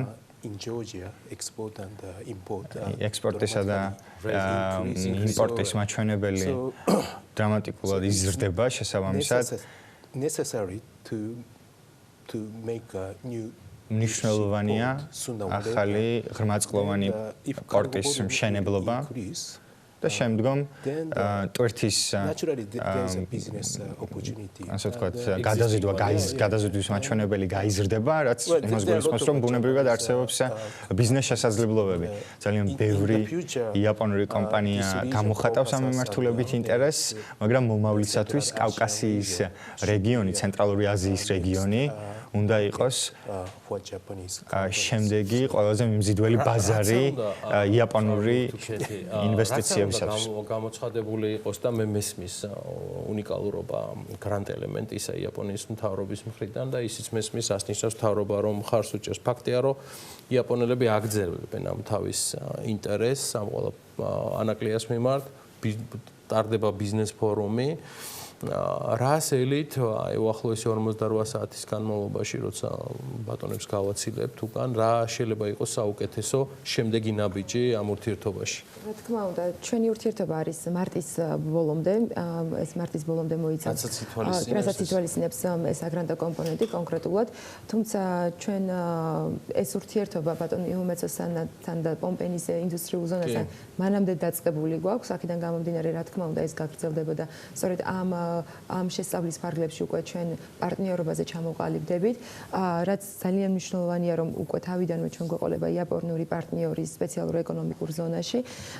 კონკრეტულად რას ველით, უკვე თვითონ იაპონელი კომპანიები ადგილზე გაეცნობიან საქართველოს ამ შესაძლებლობებს, რასაც ჩვენი ქვეყანა და კონკრეტულად ეს პროექტები აძლევს და უკვე ჩვენი მოლოდინი არის, რომ მათთანაც გავაგრძელებთ მჭიდრო თანამშრომლობას, როგორც ჩვენი ტენანტები, ანუ ანაკლიაში ჩვენი სურვილია, რომ ესენი შემოვლენ და დაფუძნდებიან და ერთზავამატებ რატო ვაკეთებთ იაპონიაზე ძალიან დიდ აქცენტს შეიძლება ეს არ იყოს ესე ვთქვათ quick win ანუ სწრაფი კონკრეტული შედეგი თუმცა როდესაც იაპონელი შემოდის ის აკეთებს ძალიან სრულყოფილ შესწავლას ყველანაირი საკითხის იდენტიფიცირება ხდება თავიდანვე ამის მოგვარება უკვე როცა ხდება უკვე სრულყოფილი პროექტია და რაც შემოაქვთ მაგათ ეს არის ტექნოლოგიები ეს არის ცოდნა უდიდესი ცოდნა და რაც ყველაზე მნიშვნელოვანია ღირებულებებზე დაფუძნებული მმართველობა, რომელიც უმნიშვნელოვანესია ჩვენი ქვეყნისთვის, ჩვენი კომპანიებისათვის, რომ კიდევ უფრო შემდეგ ესე რა ვთქვათ, ნაბიჯზე გადავიდნენ და ახალი სტანდარტი დავაფუძნოთ ჩვენს ქვეყანაში.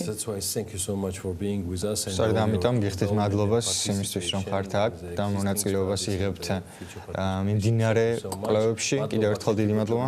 სანაკლიასის აღმასრულებელ დირექტორს ჩვენთან ერთად ასევე იყო ჰიროში იუემაცუ, რომპენის სპეციალური ეკონომიკური ზონის დირექტორი და მადლობა ტედ მასანორის, რომელიც ნიპონ კოიას ურბანული განვითარების წარმომადგენელია და ჩვენ ახლა კიდევ ერთ შემდეგ თემაზე გადავდივართ. უკვე მარიამ ადამიანი უნდა შემოგვერდეს, მაგრამ ვიდრე მარიამი მოგუყვება ძალიან საინტერესო რეიტინგების შესახებ, მინდა რომ მეც გავაკეთო პატარა შესავალი. მსოფლიოს უმდიდრესმა ადამიანმა უსახლკაროების დასახმარებლად 98.9 მილიონი დოლარი გაიღო. ეს ჯეფ ბეზოსია, მსოფლიოს უმდიდრესი ადამიანი, რომელიც ამბობს, რომ 98.9 მილიონი დოლარი 32 ორგანიზაციას გადაუნაწილა, რომლებიც უსახლკაროებს ეხმარებიან. თითოეულმა მათგანმა კი დაახლოებით 1.25 მილიონი და 5 მილიონ დოლარამდე თანხა მიიღო. Forbes-ი წერდა, რომ Amazon-ის დამფუძნებელმა გასულ წელსაც გააკეთა იგივე და 97 მილიონი დოლარი შესწირა 24 ორგანიზაციას, რომლებიც სწორედ ამ თემაზე, უსახლკაროების თემაზე მუშაობენ. ვინ არიან ადამიანები მსოფლიოს გარშემო, რომლებიც ქველმოქმედებაში დებენ ფულს და რეალურად ეხმარებიან ადამიანებს, სწორედ ამის გასარკვევად Forbes-მა 2018 წლის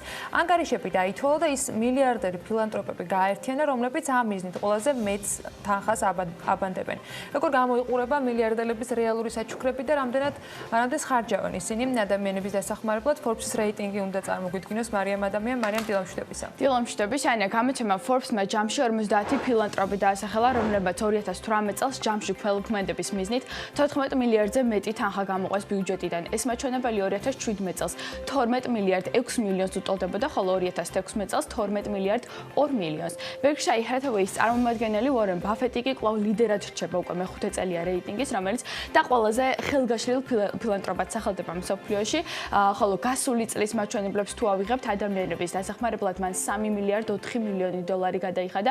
აქედან უმრავლესობა ბილ და მელინდა გეიტსების ფონდში გადარიცხა, ნაწილი კი შვილების საქველმოქმედო ფონდს შესწირა, რომელიც მიზნად სიღარიბესთან ბრძოლასა და ქალების უფლებების დაცვას ისახავს. რიგით მეორე ქველმოქმედად კი ბილ და მელინდა გეიტსები დასახელდნენ 2 მილიარდ 6 მილიონი დოლარით. ასე შეფასდა მათ მიერ ქველმოქმედების მიზნით შეწირული თანხა ერთი წლის განმავლობაში, რომელიც რეალურად უამრავ ადამიანს დაეხმარა. ერთ-ერთი უმსხვილესი ფონდი, რომელსაც წყვილი ფლობს და მართავს ძირითადად გლობალური ჯანდაცვისა და განათლების მიმართულებით ოპერირებს.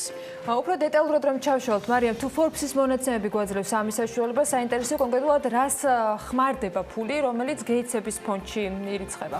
ანა, უფრო დეტალურად თუ კი ჩავშლით, სურათი ასეთია. ფონდმა 2018 წელს 530 მილიონი დოლარი პოლიომის ვირუსის წინააღმდეგ საბრძოლველად გამოყო. დაახლოებით 450 მილიონი ვაქცინებზე დაიხარჯა. 400 მილიონი დოლარი HIV ინფექციისა და მალარიის მკურნალობისა და პროფილაქტიკის მიზნით, ხოლო 390 დოლარი სოფლის მეურნეობის განვითარებისთვის გამოიყო. რაც შეეხება სამეულს, მასში მაიკლ ბლუმბერგის დასახელდა, რომელმაც გასულ წელს 777 მილიონი დოლარი დაახლოებით 129 ქვეყანაში მოქმედ საქველმოქმედო ფონდებში გადარიცხა. ნიუ-იორკის ყოფილი მერი, რომელიც ფულს ძირითადად ბლუმბერგის მეშვეობით გამოიმუშავებს, აქტიურად არის ჩართული მსოფლიოს მასშტაბით ხელოვნების, განათლებისა და ჯანდაცვის მხარდაჭერის მიმართულებით, თუმცა ყველაზე მეტი თანხა მაინც მან კლიმატის გაუმჯობესების მიზნით გასწია. ტენდენციას ცხადია, არც უოლტონების ოჯახი ჩამორჩება, რომელსაც საკუთარი ფონდი 1987 წელს დაარსებული Walton Family Foundation-იც აქვს, რომელმაც 2018 წელს ქველმოქმედების მიზნით 596 მილიონი დოლარი გამოყო. რამდენად განსხვავდება ქველმოქმედების მიზნები? ნუ ბლუმბერგის შემთხვევაში ძალიან ბევრი კითხვა გაჩნდებოდა და დაუყოვნებლივ ვარ. ზეითად რომელი მიმართულებით ფინანსდება მილიარდერების მხრიდან ქველმოქმედებისათვის გააღებული თანხებიდან ეს სფეროები?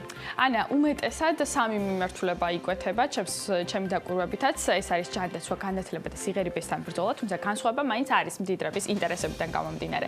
მაგალითად, უოლტონების ოჯახმა გასულ წელს 210 მილიონის საშუალო განათლების გაძლიერებას მოახმარა. ოჯახი ჩართულია აქტიურად ახალი სკოლების აშენების, ძველების გაუმჯობესება, გარემონტებისა და განათლების ხარისხის ამაღლების მიმართულებით 90 მილიონი დოლარი მდინარეებისა და ოკეანეების გადარჩენას, ხოლო 54 მილიონი მისისიპის პროექტს მიეძღვნა. ხუთეულში მოხვდა ჯორჯ სოროსიც, რომელმაც 2018 წელს 585 მილიონი დოლარი გამოყო ადამიანებისთვის, ვისაც ეს ფული რეალურად სჭირდებოდა. Open Society Foundations 120 ქვეყანაში აქვს გახსნილი საკუთარი წარმომადგენლობა და ძირითადად ჩართულია განათლების ხარისხის გაუმჯობესებაში და დისკრიმინაციის პოლიციის წინააღმდეგ ბრძოლაში, რაც შეეხება უკვე ათეულის დანარჩენ წევრებს. მე-6 ადგილას დასახელდა მარკ ცუკერბერგი 410 მილიონი დოლარით, შემდეგ მოდის შვეიცარიელი ბიზნესმენი ჰანს-იორგ ვისი 402 მილიონი დოლარით, მერვე პოზიციაზეა ჯიმ საიმონსი 397 მილიონით, რაც შეეხება ბოლო მე-9 და მე-10 ადგილებს, eBay-ის დამფუძნებელი და გორდონ მური დგანან 392 და 298 მილიონი დოლარის შემოწირულობებით. აქვე მინდა გითხრათ, რომ მსოფლიოში ყველაზე მდიდარი ადამიანი ჯეფ ბეზოსი ყველაზე ხელგაშლილი ადამიანების რეიტინგში 23 ადგილზე დგას, რადგან გასულ წელს სულ რაღაც 131 მილიონი დოლარი გამოყო ადამიანების დასახმარებლად.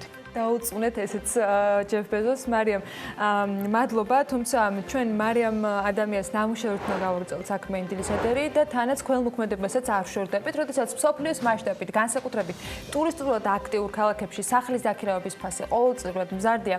ადამიანები თავიანთი შემოსავლის უდიდეს ნაწილს სწორედ ამ გადასახადში ხარჯავენ. ამ დროს ჩრდილოეთ გერმანიაში მოსახლეობას ეს ფაქტი არ ადარდებს, რადგან მათ არასდროს ემუქრებათ შესაბამისი გადასახდელი ფასის ზრდა, რადგან ამ სოფელში მსოფლიოში ყველაზე დაბალ ფასად ბინები ჯერ კიდევ 1520 წლიდან ხირავდება და ფასი უცვლელია. თუ რატომ ამას სწორედ მარიამის მიერ მომზადებულ სიუჟეტში ვნახავთ და მოდით ნახოთ რეპორტაჟი.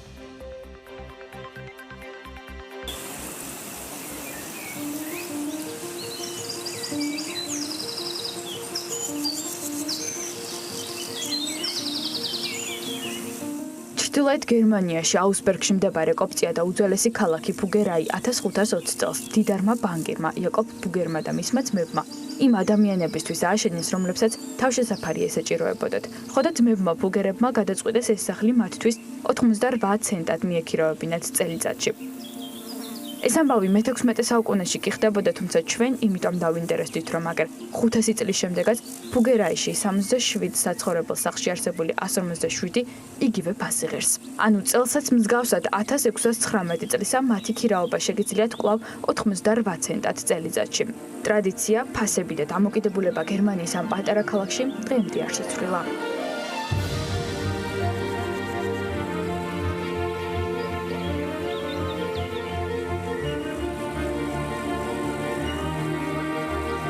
ფუგერაი არის ქალაქი ქალაქში, სადაც ყველაფერია, ეკლესიაც, უძველესი ვენახები და მუზეუმიც კი, აქვე არაჩვეულებრივი ფერადი სახლებიც. ცნობილი ფაქტია, რომ ამ ქალაქში იყო დასახლებული ამადეო მოცარტის დიდი ბაბუა. ფუგერაი ქალაქიდან გამოყოფილია კედლით, რომელსაც 7 ჭიშკარი აქვს. თავდაპირველად აქ 8 შესახვევი და 53 ორსართულიანი სახლი იყო, რომლებშიც 106 ოჯახი ცხოვრობდა. ყველა ოჯახს საკუთარი შესასვლელი და განსხვავებული კარი ჰქონდა. ესეც იმაზე იყო გათვლილი, რომ ადამიანებს თავის საკუთარ სახლში ეგრდნათ და არა თავშესაფრის მაძიებელ მაცხოვრებლად.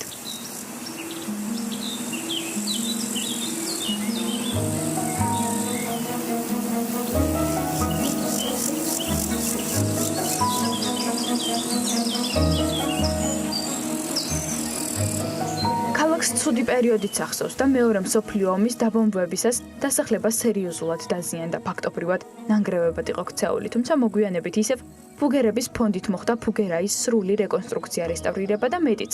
დამატებით 14 ახალი სახლი აშენდა. დასახლებაც გაიზარდა. ამჟამად ყველა სახლი მოდერნიზებულია. შესასვლელ ჭიშკარზე დღემდე შემორჩენილია ფუგერების გერბი და თარიღი 1520. ფუგერების ფონდიც მოქმედია და სწორედ ის იღებს გადაწყვეტილებებს, ვინ იცხოვრებს დასახლებაში. ხოლო იმისათვის, რომ ბინა მოგაქირავონ, რამდენიმე პირობა უნდა დააკმაყოფილოთ. დამქირავებელი აუცილებლად უნდა იყოს კათოლიკე და მეზობელი ქალაქის აუსბერგის მკვიდრი მინიმუმ 2 წლის განმავლობაში და მეორე აუცილებელი წესი პირობა. ფონდი უნდა დარწმუნდეს, რომ რეალურად გაჭირვებული ხართ და სახლიც ამიტომ გჭირდებათ.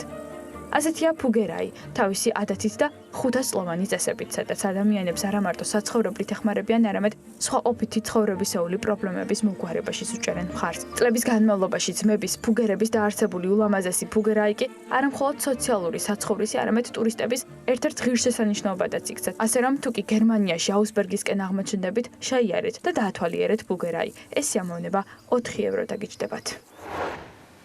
დამწყები ბიზნესების და ზოგადად საინტერესო წარმოწყვეტების შესახებ ინფორმაციას BMG არასოდეს ტოვებს. უყურადღებოთ და ვერც კარგი ამბების თქვენთვის მოყოლაზე ვიტყვით თუ არს, მით უფრო რომ ბევრისათვის ნამდვილად კარგი შესაძლებლობის შესახებ უნდა გაგიზიაროთ ინფორმაცია სულ რამდენიმე წუთში. ინოვაციების და ტექნოლოგიების სააგენტომ 100,000 ლარიანი თანადაფინანსების გრანტების პროგრამა დაიწყო. ბექა ბაციკაძე უმასპინძლებს მარიამ ლაშის სტუდიაში და რამდენიმე წუთში პროგრამის ახალ თუ მნიშვნელოვან დეტალებს გაგაცნობთ.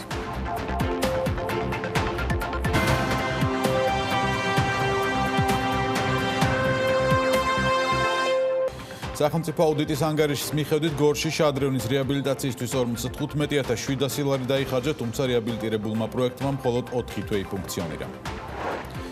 საქართველოს სასაკლაოების მიერ 2019 წლის 3 კვარტლის განმავლობაში 10,090 ტონა ხორცი იქნა წარმოებული, ამის შესახებ საქართველოს ეროვნული სტატისტიკის სამსახურის მიერ გამოქვეყნებული ბოლო მონაცემებიდან ირკვევა. თბილისის მერი კახაკალაძე იტალიის ქალაქ ტურინში მდებარე საავტომობილო კომპანია ივეკოს ესტუმრა და კომპანიის მიერ წარმოებული საქალაქო ავტობუსები დაათვალიერა. კალაძის თქმით, თბილისის მერის პრიორიტეტული მიმართულება 2020 წელსაც საზოგადოებრივი ტრანსპორტის განვითარება და ახალი ავტობუსების შეძენა იქნება. TAV Georgia's გენერალური მენეჯერის მოადგილის დია ზაქარაძის ინფორმაციით, TAV Airports Holding-ი ალმატის აეროპორტის შეძენასთან დაკავშირებით მოლაპარაკებებს დაახლოებით 2-3 თვეში დაასრულებს.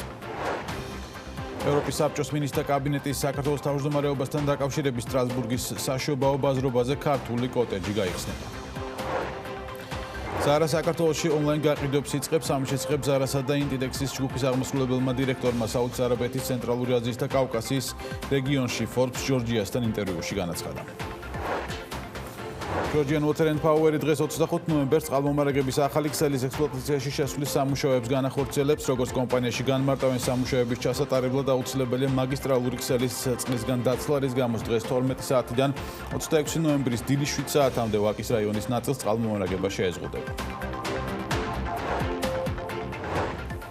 ილამშვიდობის. ამ თვეში უკვე მეორედ ვუბრუნდებით საქართველოს მთავრობისა და თბილისის მერიის მიერ დაანონსებულ პროექტს, რომელიც თბილისში მიწისძე და მეტროს მოწყობას ეხებოდა. პროექტი 1 წლის წინ დაანონსდა და მისი დაწყება 2019 წლის ბოლოს იგეგმებოდა. 2019 წელი დასასრულს უახლოვდება, თუმცა თბილისის მერიას პროექტთან დაკავშირებით კონკრეტული გეგმები კიდევ არ აქვს. პროექტის ტექნიკურ-ეკონომიკური კვლევა დასრულებულია, თუმცა მის შედეგები ისევ არ გასაჯაროებულა. რა შეიცვალა ბოლო 2 კვირის განმავლობაში, მას შემდეგ რაც კახკალაძისგან დაპირება მივიღეთ, რომ შედეგები მერიის მთავრობის ხდომაზე გაჟღერდებოდა, ვნახოთ ანუკა ჯოხაძის სიუჟეტი, რომელმაც დეტალები კიდევ ერთხელ მოიკითხა თბილისის მერიაში.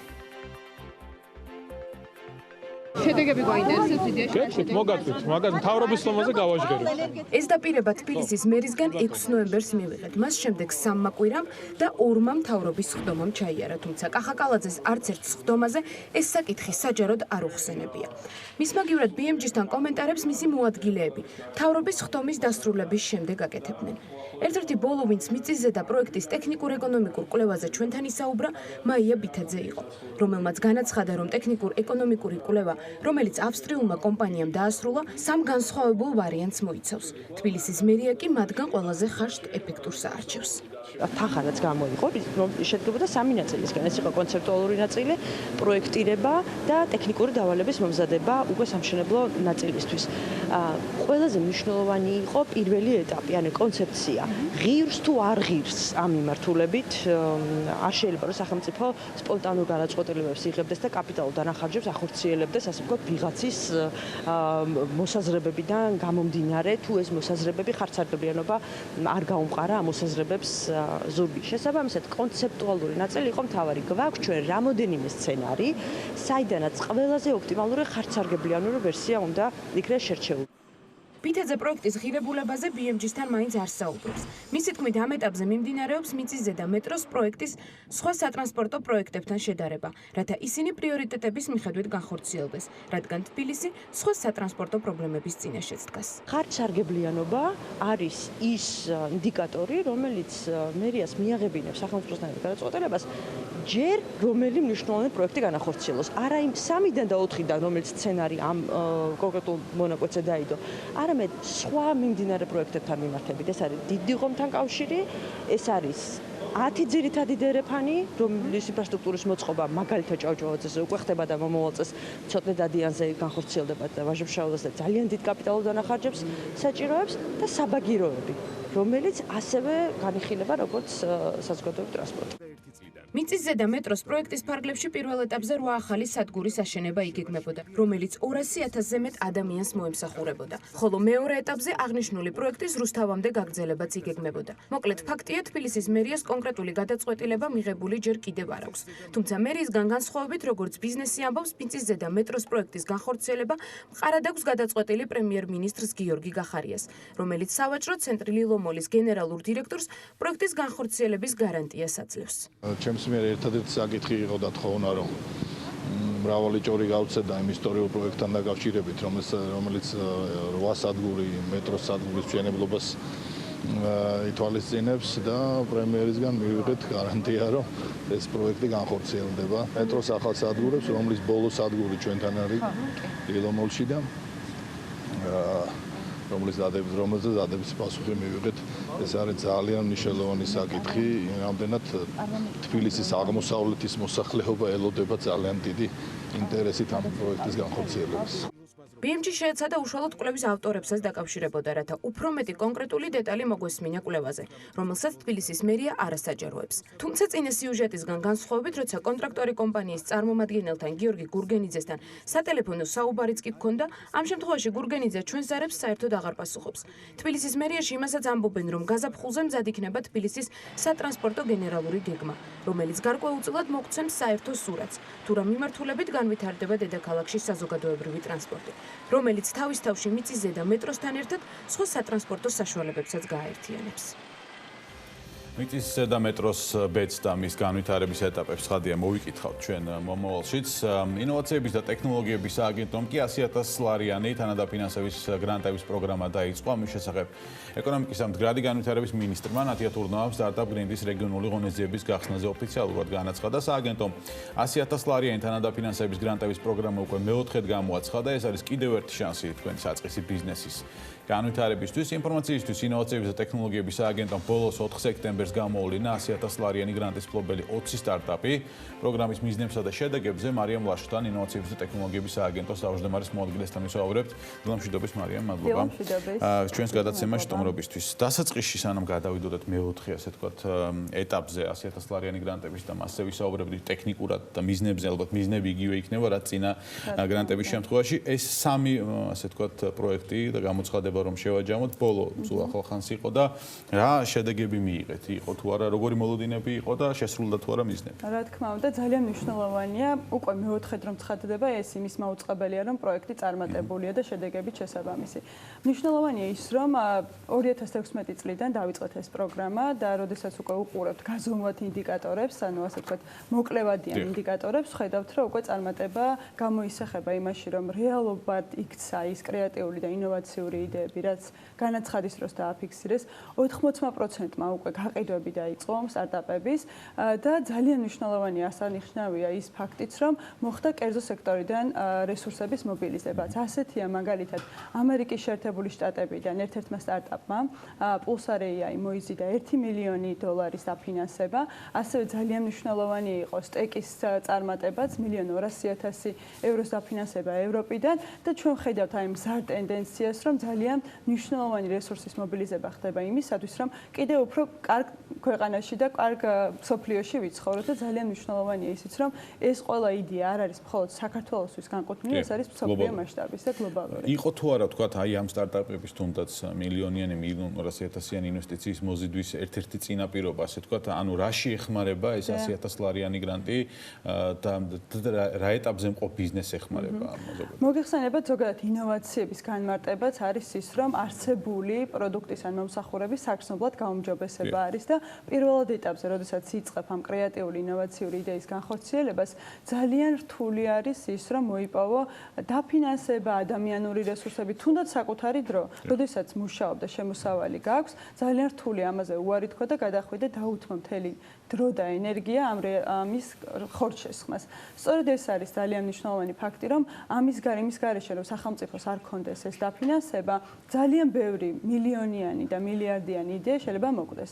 და მნიშვნელოვანია, რომ სახელმწიფო სწორედ დაწყების პროცესში ეხმარება, მაშინ, როდესაც სხვა კაპიტალის მოზიდვა ძალიან რთული არის და მნიშვნელოვანია ის, რომ იდეის დონეზე იყო ძირითადად ჩვენთან აი 100,000 ლარიანში ხდება ან საინიციატივო ჯგუფების, ან 2 წლამდე კომპანიის სისტემის განაცხადის დაფიქსირება და იმ პირველ ეტაპზე, როდესაც პირველი ნაბიჯებს დგავს სტარტაპი, მნიშვნელოვანია რომ სახელმწიფო გვერდში შედგეს და ასე ვთქვათ, ერთგვარი ბიძგი მისცეს, მერე უკვე განავითაროს როგორც რესურსები, ფინანსური სიძლიერე შემატოს, ასევე ინდივიდუალურად განავითაროს. ძალიან მნიშვნელოვანია რომ დაფინანსებასთან ერთად მოყვება მენტორშიპი და კოუჩინგი, ანუ ტრენინგები და ინდივიდუალურად ეხმარებიან უცხოელი ექსპერტები. ოდერჯერ თქვათ ფულით დაფინანსება ამ შემთხვევაში არის მნიშვნელოვანი, მაგრამ კოუჩინგი და შემდეგ ასე ვთქვათ სწორად განვითარება და წარმართო პროცესი ძალიან მნიშვნელოვანია. მეოთხე ნაწილს რაც შეეხება მეოთხე გამოცხადებას, როდის ასე ვთქვათ ტექნიკური მხარე რომ გავიაროთ,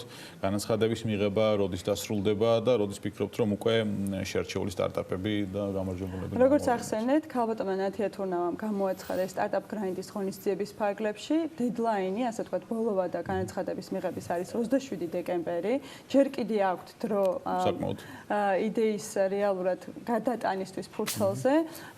ძალიან მნიშვნელოვანია ეს არის Grants Go-ზე ხდება განაცხადის მიღება, ინგლისურ და ქართულ ენაზე უნდა გაკეთდეს განაცხადები, რომლებსაც მერე უკვე ტექნიკურად ხდება შეფასება, შემდგომ გადაეგზავნებად საერთაშორისო ექსპერტებს შინაარსობრივი შემოწმებისთვის და შემდგომ უკვე დაახლოებით იანვრის ბოლოს, თებერვლის დასაწყისში უკვე ხდება გადამზადება იმ სტარტაპების, რომლებიც მოხვდებიან ფინალურ ეტაპზე, მოამზადებენ მათ პრეზენტაციებისთვის და უკვე მერე გაიმართება პრეზენტაციები. გარდა თქვათ იმისა, რომ 2 წელზე მეტის არ უნდა იყოს კომპანია, კრიტერიუმები ასე ვთქვათ, რა არის, რის მიხედვითაც მოხვედრა და შემდეგ უკვე გამარჯვება უკვე სხვა ტიპის კრიტერიუმებს მოიცავს.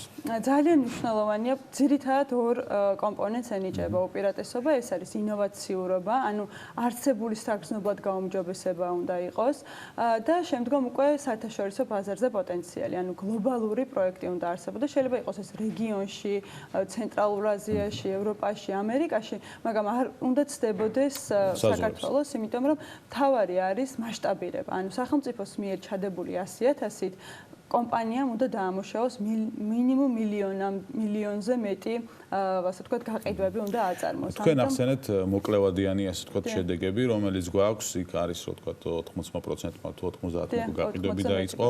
კი ბატონო, გრძელვადიანი შედეგების გაზომა როდის შეგვეძლება? ანუ რა პერიოდის შემდეგ შეგვიძლია ვისაუბროთ, რომ აი ამ დაფინანსების პროგრამამ კონკრეტულ შემთხვევებში გაამართლა და მივიღეთ ეს შედეგი. აი გრძელვადიანი შედეგი როდის? როგორც ანუ ზოგადად ძირითადად ყველა ესეთი სტრატეგიულ პროგრამებს აქვს 5, 10, 15, 20 წლიანი გეგმები არის და ყველა ეტაპზე არის სხვადასხვა ინდიკატორი. ძალიან მნიშვნელოვანია რომ ჩვენ გვინდა გავზარდოთ ისეთი მილიარდიანი კომპანიები, რომლებიც სახელმწიფოს ძალიან დიდ ეკონომიკურ დოვლას მოუტანენ და ამის ასე ვთქვათ ნაბიჯები უკვე გადადგმული არის როგორც ჩვენი მხრიდან, ასევე ძალიან საინტერესო და სასიამოვნოა ის ფაქტიც, რომ კერძო სექტორიც უფრო და უფრო დაინტერესებული ხდება ამ მიმართულებით ინვესტიციაში, როდესაც ხედავენ რომ შეიძლება 1 ლარით ძალიან დიდი 100%-ის მოგება მოუტანოს და ძალიან მნიშვნელოვანია რომ აი ეს ეტაპები განვითარდეს და ჩვენს დავინახავთ შედეგებს. უკვე დაახლოებით 20-25 წლისათვის გვაქვს კიდე დამატებითი ინდიკატორები შემუშავებული, რომლითაც ვაფასებთ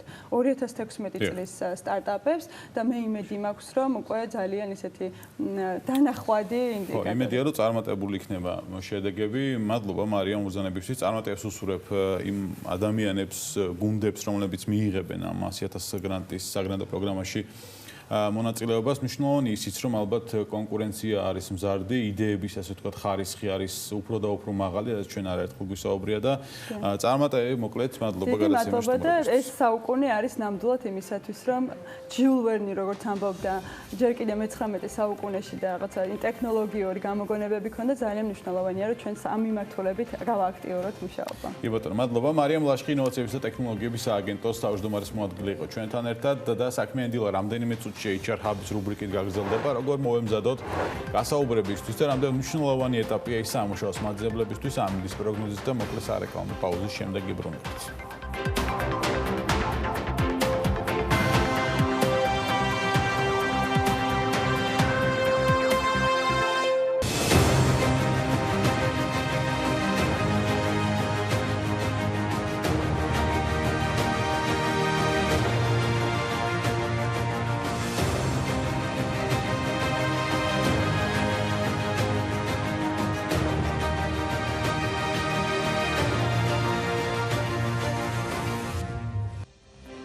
HR Hub-ის რუბრიკით დავბრუნდით. ანი ნავდარაშვილია საქმიანი დილის სტუდიაში და ტრადიციულად ის წარადგენს მეორე ანას და მის სტუმარს. ანი, მოგესალმებით. დილა, მშვიდობისა, ბექა. HR Hub-ის დღევანდელი რუბრიკა გასაუბრების თემას დაეთმობა. ყველასთვის ცნობილია, რომ შეუძლებელია სამსახურის დაწყება გასაუბრების წარმატებით გავლის გარეშე. თუმცა გასაუბრებაზე მოსახვედრად საჭიროა, რომ კანდიდატი ვაკანსიის მოთხოვნებს აკმაყოფილებდეს. ინტერვიუ ორმხრივი კომუნიკაციის პროცესია, რომლის დროსაც კანდიდატი და HR მენეჯერი როგორც თანასწორები, თანაბარ პირობებში საუბრობენ. კანდიდატმა მენეჯერს უნდა მოაწონოს თავი და მენეჯერმაც უნდა მოაწონოს კანდიდატს საქმე, კომპანია და საკუთარი თავიც. ამ პროცესს ორივე მხარისგან საფუძვლიანი დაგეგმა სჭირდება. ანა გზირიშვილი HR კონსულტანტთან ერთად ჩაგვერთვება, რომელიც ისაუბრებს რჩევებზე თუ როგორ უნდა მოემზადოთ და წარმატებით გაიაროთ გასაუბრება. გამარჯობა ანა. გამარჯობა დილა, მშვიდობისა, მივესალმები ტელემაყურებელს. უამრავი მაყურებელი და ვინც ახლა ჩვენ გვიყურებს, შესაძლებელია სწორედ ახლა გასაუბრებისთვისაც კი ემზადებიან. მე შევეცდები ჩემს სტუმართან თეონა ბაღათურიასთან ერთად გავარკვიოთ თუ რაში მდგომარეობს წარმატებული გასაუბრების რეცეპტი. თეონა სწორედ ახლა ატარებს გასაუბრებას და აუცილებლად დავუსვა მას ყველა იმ შეკითხვას, რომელიც შესაძლებელია გაუჩნდეს ვაკანსიის მაძიებელს. თეონა, დილა, მშვიდობისა. პირველ რიგში ძალიან დიდ მადლობას გიხდი, რომ დაკავებული დღის განრიგის ფარგლებში გამონახეთ ჩვენთვის დრო. მოდი დავიწყოთ გასაუბრებიდან, როდესაც დაგვიბარებენ გასაუბრებაზე, როგორ შეიძლება მოვემზადოთ, იმიტომ რომ ვიცი ეს ცალკე პროცესია გასაუბრებისთვის მომზადება. დიდი მადლობა ანა, მივესალმები მაყურებელს. პირველ რიგში სანამ გასაუბრებამდე მივალთ, ძალიან მნიშვნელოვანია, რომ გქონდეს ინფორმაცია, სად გვაქვს გაგზავნილი CV. საკმაოდ ხშირია ხოლმე, როდესაც აპლიკანტები, კანდიდატები მოდიან და არ იციან, სად იმყოფებიან გასაუბრებაზე.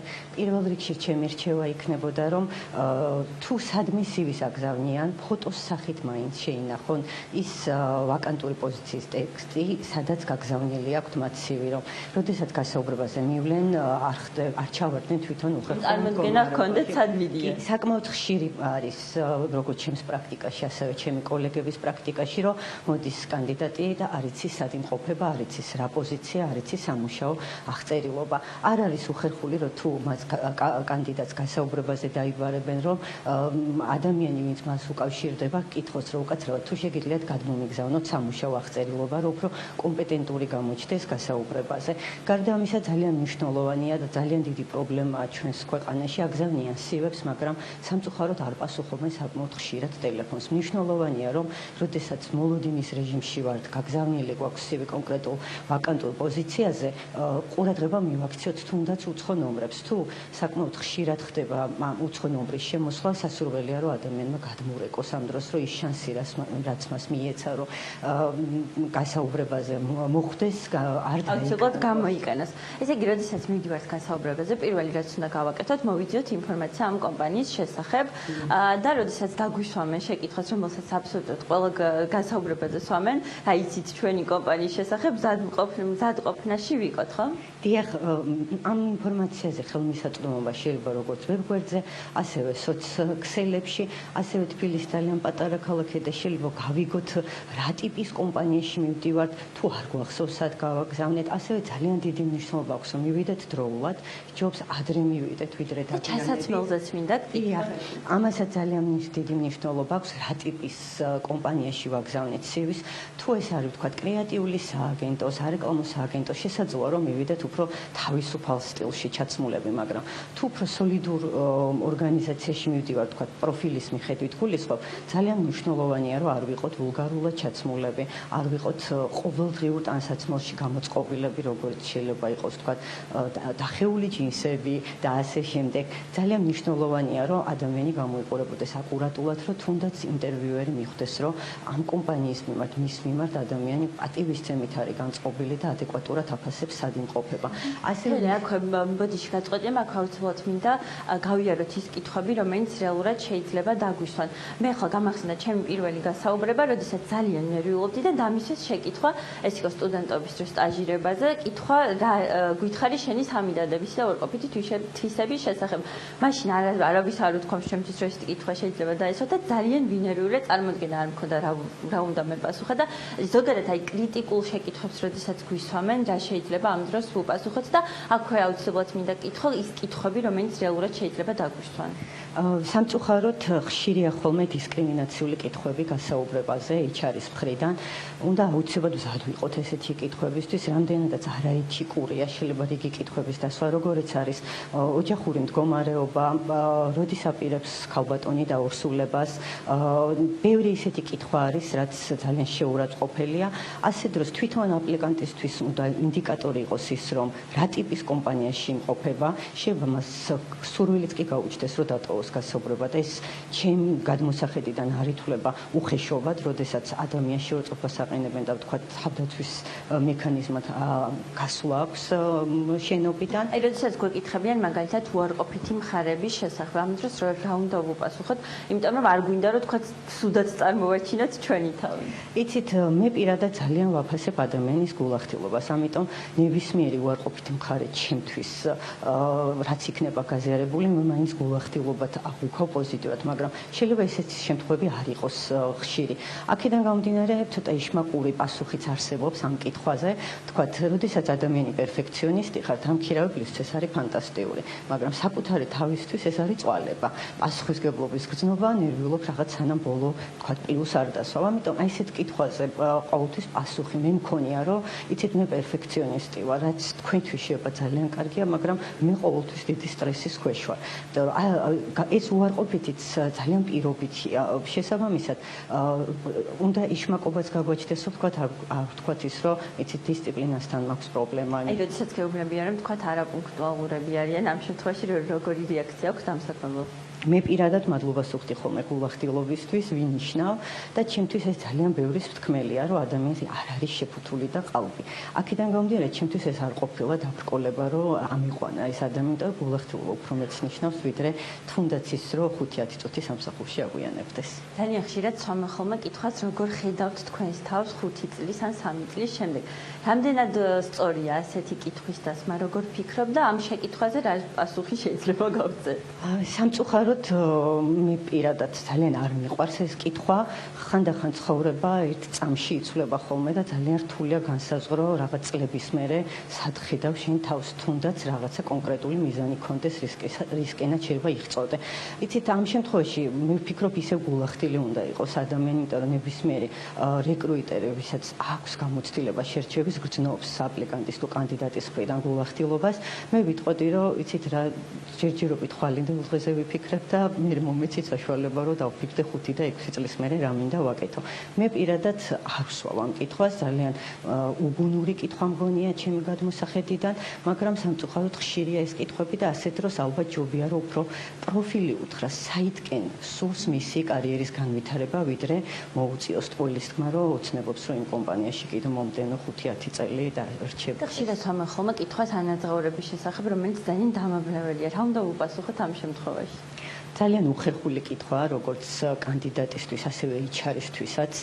სამწუხაროდ ქართული კულტურა არ არის ჯერ მზად იმისთვის, როგორც ვთქვათ, უცხოეთში ხდება, რომ წლიური დაიწყული შემოსავლით ცხადდება ხოლმე ვაკანსია. ჩვენთან ყველას ერთმანეთის ხელფასი აინტერესებს, ამიტომ ის რომ მე პირადად დავიცვა ჩემი მომავალი თანამშრომლის ხელფასის კონფიდენციალობა, მეც სამწუხაროდ მიწევს, რომ არ გამოვაცხადო, მაგრამ როდესაც კითხვას ვსვავ ხოლმე, რა მოლოდინი აქვს კონკრეტულ ვალუტაში სახელფასო, ყოველთვის ჯობია, რომ თქვათ ზღვარი აქედან აქამდე, მაგრამ ეს ზღვარიც ჯობია იყოს გონივრული, არ იყოს რაღაც 1000, 1500, 2000 ლარის სხვაობა და ასევე გარდა ამისა ჩვენ შრომას ვაფასებთ. ჩვენ ვიცით ჩვენი საჭიროებები ყოველდღიური ცხოვრებისა. შესაბამისად არის რაღაცა მინიმუმი, რის ქვემოთ უბრალოდ ვერ ჩამოვალთ და არის გონივრულობის მომენტი, რომ ვიცით, რომ თქვათ საშუალო რგოლის არის ეს ვაკანსია, ან დაბალ რგოლს მიეკუთვნება, არ უნდა ვთქვათ რამდენიმე ნულიანი ანაზღაურება. აი, კიდევ რა შეკითხვები შეიძლება დაუსვან, როდესაც მიდიან გასაუბრებაზე?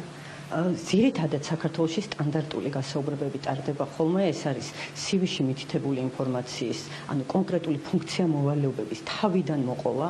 ხშირად ხდება ხოლმე, რომ რა თქმა უნდა ბოლო კითხვა არის ხოლმე, როდის შეუძლიათ ასაქმება.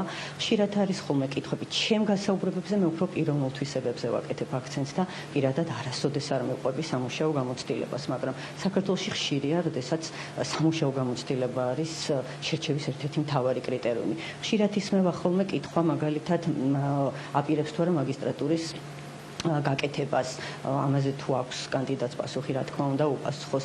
ჩემი მხრიდან მაგალითად ხშირად ვსვახულმე კითხვას, რამდენად სწორად აქვს არჩეული პროფესია, იმიტომ რომ ისეთ დროს ვარჩევთ ხოლმე ჩვენ ისეთ ასაკში პროფესიას, რომ არ გვაქვს ხოლმე გააზრებული, რისი კეთება გვსურს.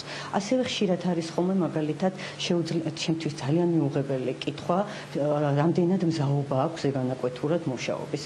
ჩემთვის სამსახური და ცხოვრება ორი სხვადასხვა რაღაცა, მე პირადად ამ კითხვას არასოდეს ვსვავ, გამომდინარე იქიდან, რომ ვფიქრობ, რომ ადამიანი დროულად უნდა ამთავრებდეს სამსახურს და არ შეიძლება მუდმივი ხასიათი ქონდეს სამსახურში გვიანობამდე ყოფნას, მაგრამ ხშირად საქართველოში დადებით მხარეთ ითვლება, როდესაც კანდიდატი განაკვეთული და თქვათ კიდევ მუშაობს დამატებით დროებით. დიახ, ანუ ხშირად ძალიან დადებითად ითვლება ხოლმე, რომ სამწუხაროდ ჩვენს ქვეყანაში სამწუხაროდ, რა თქმა უნდა, რომ ადამიანს მზაობა აქვს პერმანენტულად ზეგანაკვეთურად იმუშაოს.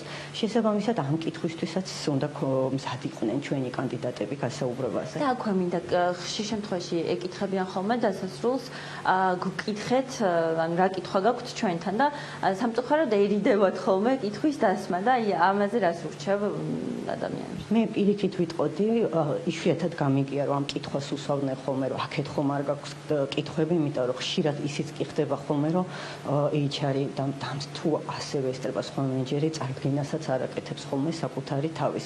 ამიტომ, როდესაც თქვა კითხვის დასმის საშუალება ეძლევათ, აუცილებლად უნდა დასვან კითხვა, თქვა და უნდა განისაზღვროს. ნებისმიერი სახის კითხვა, რომელიც გააჩნია. სახის კითხვა, იმიტომ რომ ჯობია, რომ სწორი მოლოდინი შეექმნას ადამიანს და ჩემთვის უაზრო და სულელური კითხვა არ არსებობს. შესაბამისად, ჯობია დასვას კითხვა, რომ სწორი მოლოდინი ქონდეს, თანხმედრაში იყოს მისი მოლოდინები, პოტენციური დამქირავლის მოლოდინი და ვიდრე გამოვიდეს ისე, რომ კითხვა არ აქვს. შეუძლებელია ნახევარი საათში 45 წუთში, რაც საშუალოდ გასაუბრება გრძელდება, რომ HR-მა ამოწუროს ყველაფერი კომპანიის ამ პოზიციის შესახებ. შესაბამისად, უხერხული არ არის კითხვის დასმა, პირიქით მე ვფიქრობ პოზიტიურიც არის, რომ ადამიანს გაუჩნდეს კითხვები, იმიტომ რომ ეს მის ინტერესებს უფრო აჩენს. ძალიან დიდი მადლობა. მე მგონი ალისფულად გამოგადგებათ თეონა ბაღათურიას რჩევები.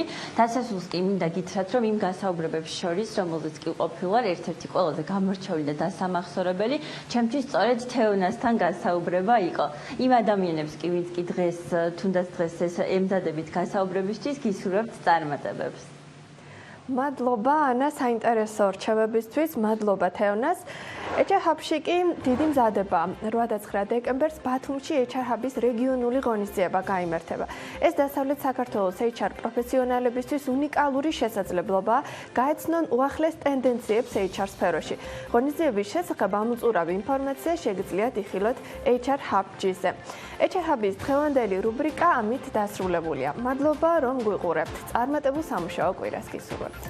წარმატებულ სამუშაო კვირას უსურვებ HR Hub-საც, წარმატებებს უსურვებ რეგიონულ ღონისძიებაზე. საქმიანი დილას ამით ვასრულებთ. გემშვიდობებით უკვე ხვალამდე 7 საათს და 25 წუთზე დაიწყება საქმიანი დილა გიორგი საკადესთან და ანმა პეშულთან ერთად. მე კი საქმის კურსის გამოშვებებს შეხვდებით დღის განმავლობაში. მადლობა ყურადღებისთვის.